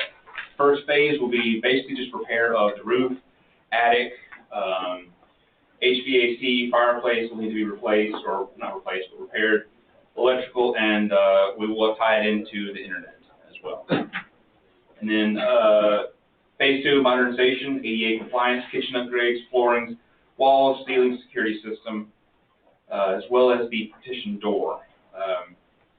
I'd like to keep it that way. It's a unique thing. Parking lot, doors, windows, sidewalks, and green area will be phase 3. The green area will be on if you're looking at the building on Crawford W. Long Street, that right side of that property. I'd really like to put that into a green space, walking trail, and maybe 1 or 2 pavilions that folks could rent out. And then we will open up building dedication, open for rent. We want to keep that rental cost down as low as possible, really just maintenance level. I don't think we're really looking to make money off the building, just to keep the electricity, the lights, water on, and to provide something for the community to use. There will be some additional costs if folks rent it and utilize the kitchen. That does come with costs to clean. I mean, it is what it is. There's no way around that one. And then, of course, insurance and building maintenance. So how we get there? Acquisition.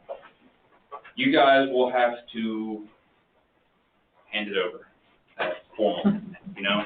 I can't do anything with the grant until it is formally handed over. This is your baby now, and we'll take it and run with it. I'm sorry. It's all right. No, you're fine. Once the grant is approved, the project can, of course, start. The City of Gainesville would like to submit, have a bid process where, and I will have to speak with our attorney, but the plan would be to have it as local as possible, because all that money from the feds, I'd like to keep it here in Danielsville and Madison County. That's where, look, it's coming out of our paychecks. Let's put it back in the community. And we will take on the burden of overseeing the work. Good. This is just, I don't know how many of y'all have been inside the building recently. Go ahead. This is just gonna be pretty quick too. So this is the stage area. You can see some of the white on there. That is all tape. People have rented the building over the years and put tags and tape and everything else on the walls. We want to clean all of that off. Restore the walls, restore the floor, restore the ceiling. So this is the men's bathroom, and of course that is no way ADA compliant. We'll have to fix that. This is the storage area, and this is what's inside the storage area.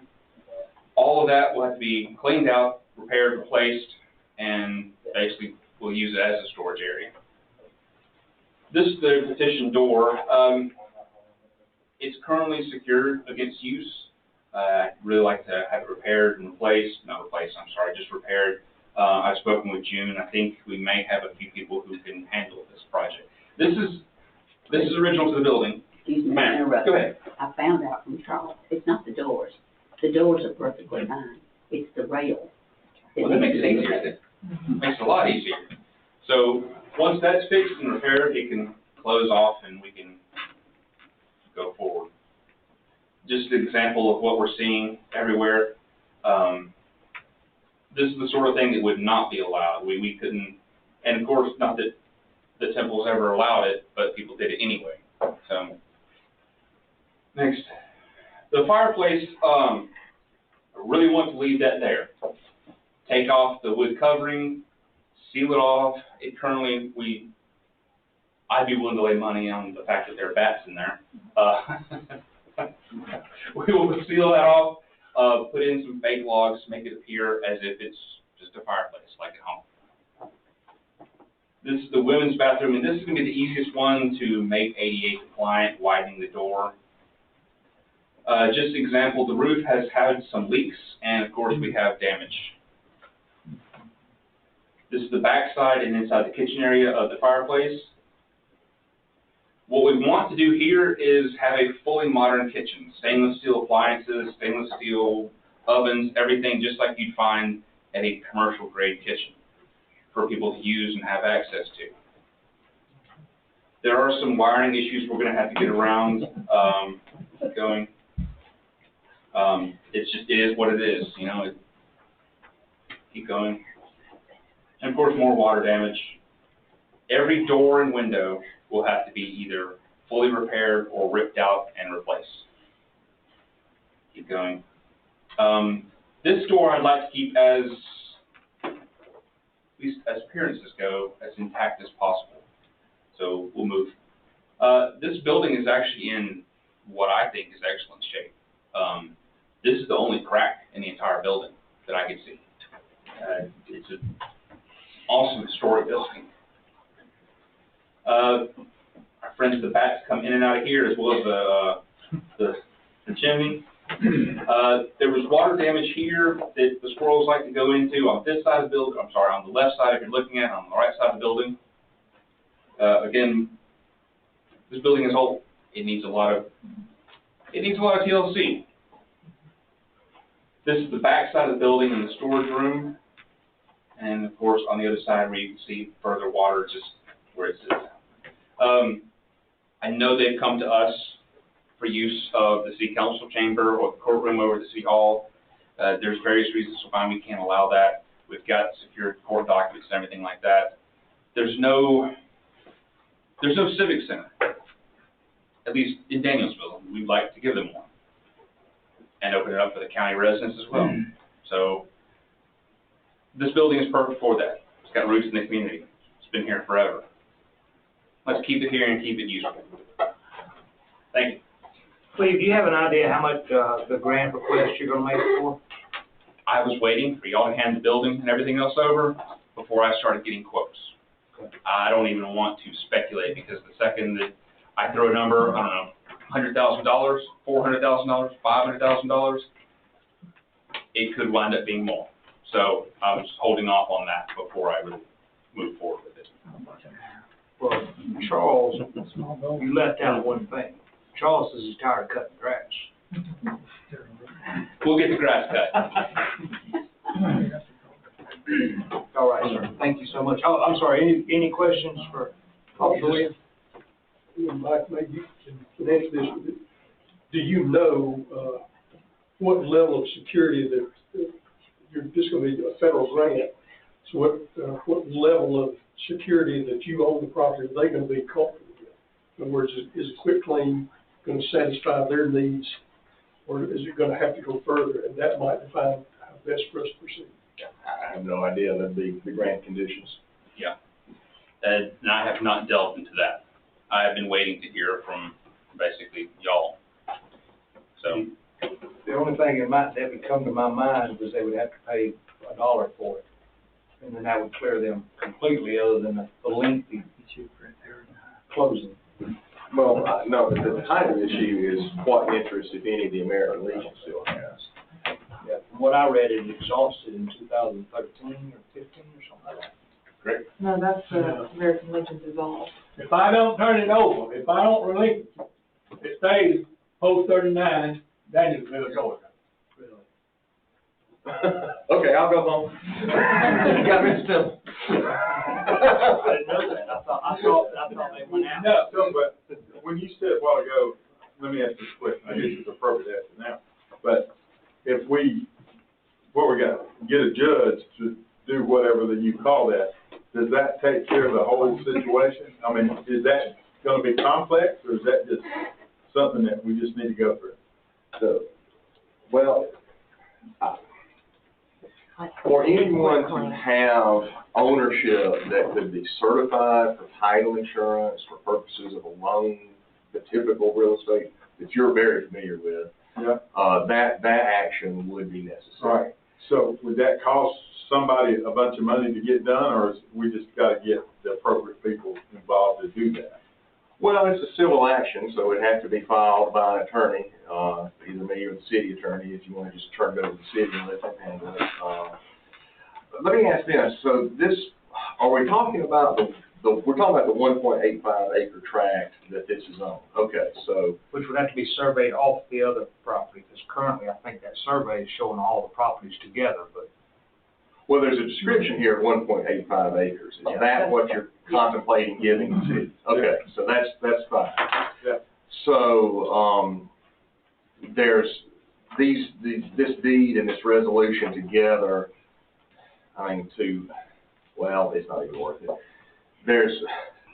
If you have copies of these, you can read them and see there's contradictions, but the question is, it's whatever rights the American Legion Post 39 has, or now wherever those rights go, now that it's been dissolved, does someone still hold those rights, or have those rights automatically lapsed by an automatic reverter? I suspect what we have here is a possibility of reverter that would require some sort of court action to declare that some evidence presented that the conditions have not been satisfied and a reverter has occurred. So those are all the questions of ownership. Yes, it's a civil action. We've already done the title search is the good part, so we file that with the quiet title action, or the city could if you want to just quit claiming it to them. But again, the only question here is what rights, if any, do the American Legion or whomever its successor is hold to this property? Yeah. But I guess my question is that if we take the route of getting whether we gotta have a judge or something, then you gotta have a legal action here, but that's very possible to be done. Yeah. And it's not gonna be a huge expense for who does that, right? Well, so the quiet title is going to try to settle the right. Honestly, I cannot answer that because the determination is going to be where those rights lie. There could be a determination, for example, and I am just almost making stuff up, that post the American Legion, that its rights upon dissolution are now enforceable by the Attorney General under his, State Attorney General, under his power to oversee charitable organizations. What has the Attorney General got to do with Madison County, so giving a piece of property to another? Well, so it's in our best interest, and it would be your advice to quit claim to the city and then let the city take it. They could contact potentially the American Legion. They could just sign something that says, "Hey, we're done with it." Except they're dissolved, but But. Oh, then they're dissolved. Well, I'll just answer the first part of your question. As the county attorney and not the city attorney, absolutely. All right, then that answers that question. And then the other part of this is the timing, and that moves it where it meets their time. I don't have any idea doing the silent title, how long of a process that is. Well, no, I mean, so if you want to just convey whatever, convey your rights, subject to any other rights, if any of the American Legion holds, that's just simply a matter of me drawing a deed and you approving it at the next meeting. Then it would be up to them if they need more What'd be wrong with security. that? What'd be wrong with it? Instead of going for a judge or whatever. We're going to. I'll make a. We can make, I've got it on the end of the month, for the board to vote. Yeah. There's a lot of discussion, there's a lot of stuff. We discussed, we understand we're all in agreement that that needs to happen. We're just looking at how that's the best way to proceed. Yeah, well, and that's what I was asking too. The transference. Okay, I mean, if that's the case, then I'll take this as direction to have a deed ready for you to approve at your next meeting. And then whether the city needs a quiet title to satisfy grant requirements or whatever, that'll be up to them at that point. That's your best bet. So in other words, we're agreeing it's going over. It's gonna give him a few days to type this up, but it'll also give you an opportunity to check with your grant people and ask them how they want that written. And then we'll get back in contact with Mike. Well, no, I know how I'm gonna write it. It's gonna be a quick claim deed. Yeah, you're not gonna get no deal. We're gonna get you a quick claim deed, but we can't vote on it until the 26th of this month. So move forward, get your information, and you'll, after the 26th. Let me say one word to your commissioner before he wants to go through this judge and all this crap. I'm not going against him because he's the big wheel and I'm not. But there's nothing you can do with that property unless you dig a whole lot of gravel out. Because I put 3 or 4 20-ton loads of gravel in that sewage tank when I was roading commission. Because the county used it for septic tank for the courthouse, and also the doctor's offices used it, the barber shop used it. Wow. I don't know who else used it, but I know what's there, and you go through a whole lot more trouble trying to fix it than you would do something with it. Does there need to be criminal charges? Destruction of public property. All right. Thank Good deal, you. got your answer? Thank you, I appreciate Thank it. you, Mr. Temple. Ms. Temple, thank you so much. Appreciate it. Michael, thank you. Update on noise ordinance. Oh, okay. And that's me, right? That's on you, bud. So, I sent on May 3rd, 2023, email to all of you, yeah, that's right. Describing the problems with what's been presented. But, in a nutshell, you have, this ordinance proposes to regulate noise in 2 ways. One by decibels and then one by subjective standards. There is a legal way to do both. Aside from some typos and missing information and whatnot in the draft that you have, the decibel, I think the part of regulating by decibels is enforceable. Again, subject to those fixes. It's just a matter of you'd have to buy the equipment and have code enforcement trained to be able to do it, and you have to stick in court. The other part, I hate to use the word subjective, but it's not measured. There are ways to do that legally, or one way to do that legally, and a lot of ways to do it illegally that won't be enforced. The only legal way to do that is to use the, quote, plainly audible standard that we have in our current noise ordinance. This ordinance does not use that standard. I think most and probably all of the regulations it has outside of using decibel measurements would probably not be enforceable. And so if you were to adopt this ordinance, not buy the decimal readers and get the training, you would have nothing. You would have less than you have now. Thank you, sir. I also asked Sheriff Moore to come to give his comments on enforcement and deputies and machinery. Well, all this is new on me, but what little bit I know, y'all don't know nothing about noise ordinance. I'm gonna tell y'all. What we go through every day, every night. So, machines, throw that crap away, it's a waste of money. Just said it. My thing is, we got all these subdivisions coming in. We got people coming from everywhere. Every night, every day, especially on Saturdays and Sundays, my deputies run calls for noise complaints. Well, unfortunately, by the time we get there, a lot of times it's over. So the machine stuff, I don't even know what's wrong with that. Okay. But the noise ordinance itself, now y'all got times for it. That's ordinance. We try to enforce that. If they go out at 11 o'clock on weekends, we give them warnings, tell them. Most of the time they shut it down, sometimes they don't. Neighbors call back, time we get there, then cut off, well, they got scanners or something, I don't know. No damn cell phone. But anyway, that's my 2 cents. So you answer a lot more calls with no warnings than y'all think we do. It's just the fact that when we get there, it's usually gone or so. I'm afraid of is when you adopt an ordinance, then you create a problem. Yes. Yes. That's what I'm really fearful. And I was really appreciative that Mike brought that to our attention, that we have more now than we would end up having in the end. Yes, because it's already hard enough for us to chase these calls. But, I mean, I don't know what other stuff's about, but there is the population's getting bigger. It's the problem. Well, obviously the reason it brought to us is because of GRP and the noise there. And you're not getting calls. You go down there and tell GRP to shut down. What y'all deal with is yeah, we deal with people's radios. We're dealing with events. We're dealing with, I even got a complaint about the church. I mean, about the camp. Ran out the camp one time. Yeah. Yeah. So.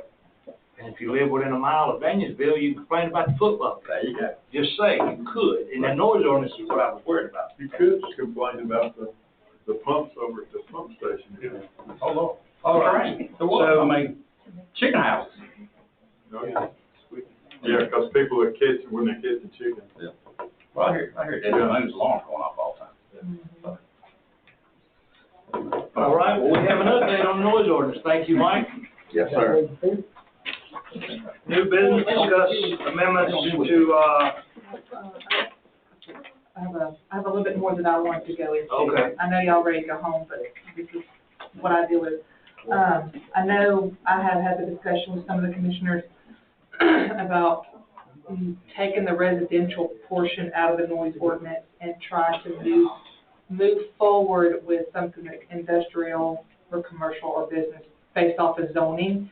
I've had this conversation with Christopher that maybe we can attach this ordinance to go with the zoning of the property. That's how we can put parameters around moving this forward. So that way it takes it out of our county ordinance and applies it. Is that the right translation? How we take this noise ordinance out of a county ordinance and put it into our zoning ordinance? If you have an industrial zone, say the decibel level, but like you were talking about the enforceable level, any machinery operating would have to meet it. We were spitballing back and forth because if we adopted it, we'd have to triple or quadruple code enforcement, run 7 days a week, buy the equipment, the whole 9 yards. So if there was a way for industrial business, that was the only other alternative we could come up with. Yeah, I mean, you could confine it to certain zones. You're still back to are you gonna enforce it by decimal meters, by a plainly audible standard, or both? Both, to go to the sheriff's point, both are gonna require either a deputy or a county code enforcement officer to be there and hear it, and either measure it or hear it as plainly audible. So we'd be keeping somebody on staff 24/7, just in case radio or an industrial fan went off, something of that nature. all right? So that's just a thought, because I know this is, talked about it for the streets, one of the one of the topics to be talked about, so just keep that in your brains. All right, new business, discuss amendment Article 5, Article 4, driveway service entrances. We worked on this And I want to defer to Christina, did we get the new one in the package? Yes, I today? did. I actually took all my stuff out and put this clean Yeah. attorney version. Well, and the substance was Christopher and Christina, for which I'm very grateful. I cleaned it up this morning, and that's what you have in front of you. And this is, it says branch a stem off of the private drive ordinance that we wrote. So when we were going through the private drive ordinance, that was during the time that the board went into a moratorium. So all that stopped. And as Christopher and the P&Z board have worked their way through this moratorium to get to the parcel divisions, this was going to be addressed in that section. And the moratorium is ended, so this is the county ordinance, that's why I'm bringing it back for y'all. So it's just to placate off of. Yeah. And this isn't really a zoning issue, this is just any driveway or service entrance, period. So. As I read this, Mike and Chris, I just had just a couple of questions, in item C, where we, you specify driveway entrances and you specify minimum pipes, et cetera. Do you want to have those minimums in there and then say, and can be greater as required by the road department or by the code enforcement? So essentially, since you create a situation where every new driveway and every new pipe has to be sized by you or road department for it to meet approval.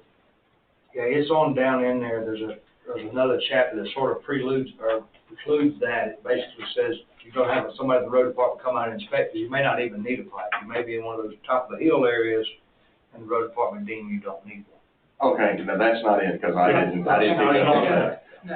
So D, I think D is what, is it D that you're So talking about? he has my version. Oh, He must have printed it off or something. Yeah, So C is, looking for this. I tried to sort of reorganize it, so. So C is where we did, it's the red driveway entrances shall have a minimum diameter pipe of 15 inches and maximum length of 20 feet. Driveway pipe should have a minimum of 1 foot covering. Driveway width should have a minimum of 10 feet in width. Any exceptions in such measurements must be approved by the road superintendent or designated. Okay, and so my language is a little different than that. Mine is in D1, if you define what's in today's packet, is all driveway entrances and service entrances shall include culverts for proper drainage. Culverts shall have a minimum diameter pipe, 15 inches, minimum length of 20 feet, and shall be covered a minimum of 1 foot, inclusive of construction materials, gravel, asphalt, or concrete, which are addressed back up in D. And then if it serves more than one lot of record, the minimum width is 20 feet. I'm sorry, I'm in the wrong place. Drainage ditches, okay, yeah. That actually was the other question I had, was if it serves more than one parcel. Yeah, that's actually not to the culvert, that's to the dimensions of the driveway. And shouldn't you just say on that one, or could you just say on that one, see private drive requirements? We've already made these pretty specific. Yeah. I thought these were the private drive requirements. No, this is driveway entrances. Driveway entrances. Oh, I see, so we're the private drive requirements. We took care of that. Yeah. It was months, it was a few months ago. No, where is it codified?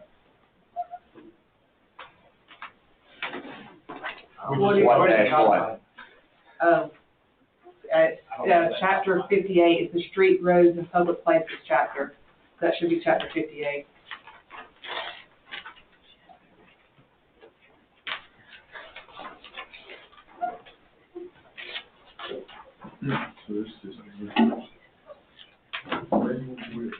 We don't have to dwell on those, I just saw that. Well, no, that's an excellent point, because this needs to be coordinated with that. I didn't look at it. All this pertains to is access to the public way, as long as it's county maintained.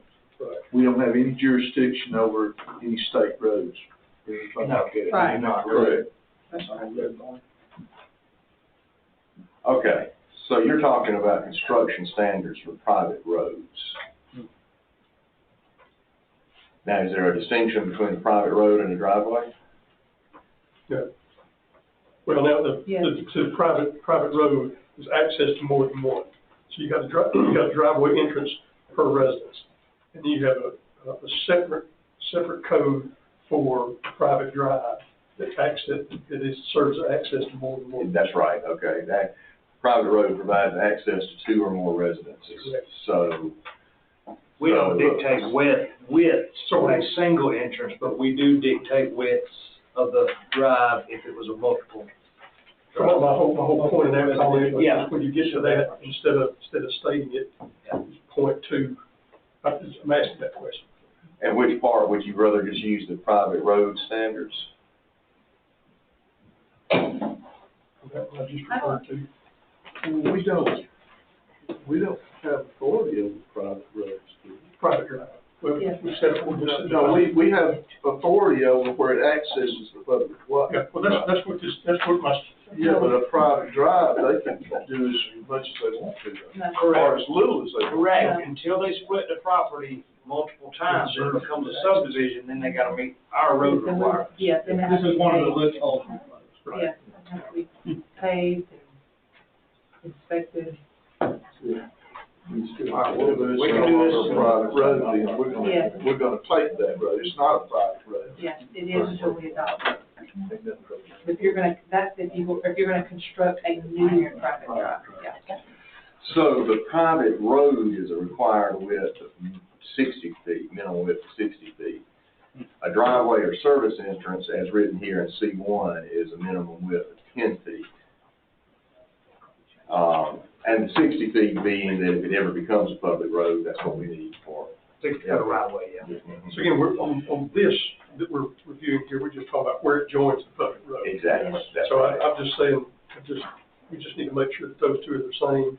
Do you need to restate it, or just point to private drive? We'll make sure they match. Or do we need to add a provision to the construction of private roads that, is there not in there where it meets a public, county road? I think there's some requirements in there that when you construct a new private drive, that there's requirements. Has to come off of the 60 foot. So No, then, this is, I mean, so your private roads, those are for people constructing a road on their property that will serve 2 or more residences. Correct. Private drive. This regulates any driveway Yeah. Right. or service entrance that accesses a public road. Yeah. But again, it separates them into 2 different categories. One is if you have one that's separated, that's serving one parcel, it has one requirement. Then it has a separate one for if it's accessing 2 or more. I'm with you now. Okay. okay. If it serves, Yeah. so now we say the minimum width is 20 feet. Yes, we can use the, what. So what I'm I'm saying with is, instead of having Okay. a separate category, just say, refer to. You're correct. Yep, I agree with you. That's hard. Well, it's been a long day, sir. I'm It sorry. has been a long day. Okay, All right, well, I mean, So that's C3 in your version, right? right, that's C3 in my Okay. version. I'll let y'all and staff and whatnot work out the bugs. And I think I started this a few years ago, but the intent being is when somebody puts some sort of facility to access private property in the county right of way, we need to be able to say, for a safety reason, you need a certain size pipe, the grading needs to work, you need to have the right visibility there. You know, you got to cut these vegetation back to make the safe component for the whole traveling public. You know, when we've got mowers cutting right away that we're not blowing tires, or, you know, people aren't covering up pipes that are already there, and we get our staff, whether it be road department or code enforcement, whoever division that falls under, an opportunity to look at it and say, this is what we need to make this a safe transition for everybody. Well, that's the bottom line. Because we got one right beside my house that's terrible. Line of sight's one of the most important ones, it never gets dictated.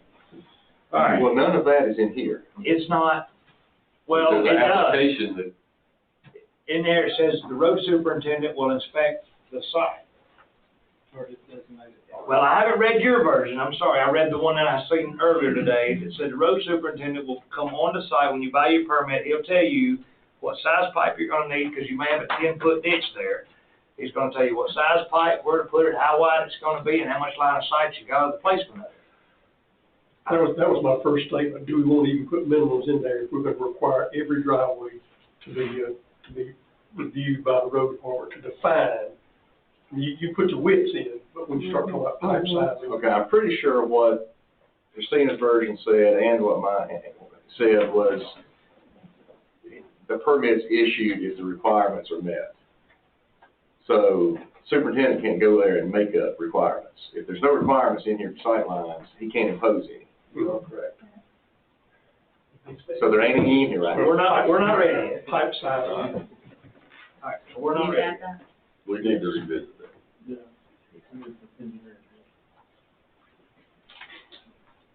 Well, I told DOT man, like, I give it to you tomorrow. 147 pages. No. I think you already did. Yeah, I did draft up the 50K, That's a disgruntled, 55. this is not permission, it's a disgruntled person with, No, somebody's got to drive beside me, I'd go for it today.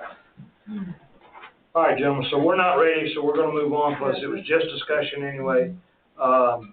Consider approving the board to sign a letter of support for the ARC grant. I know we voted to approve to enter into the application for ARC for the grant for the feasibility study for water and sewer, but they came back at us and asked us, we all have to sign a letter of intent, which Mike said would need a vote for us to do. You want to go over that tonight? Yes, we gotta get this in. I believe that we submit a letter of our approval for that grant application. Hold on. That's already wrote. I have a motion by Commissioner Chandler, second by, was it you? I'm sorry, Commissioner Kurt. Any discussion, gentlemen? Hearing none, we'll move forward with that. Consider. Vote. Yeah. Vote, yeah. Oh, I thought we did, I'm sorry. Who was we on? You, yes. Yes. Yes. All in favor? I mean, I'm tired. Feel free, that's great.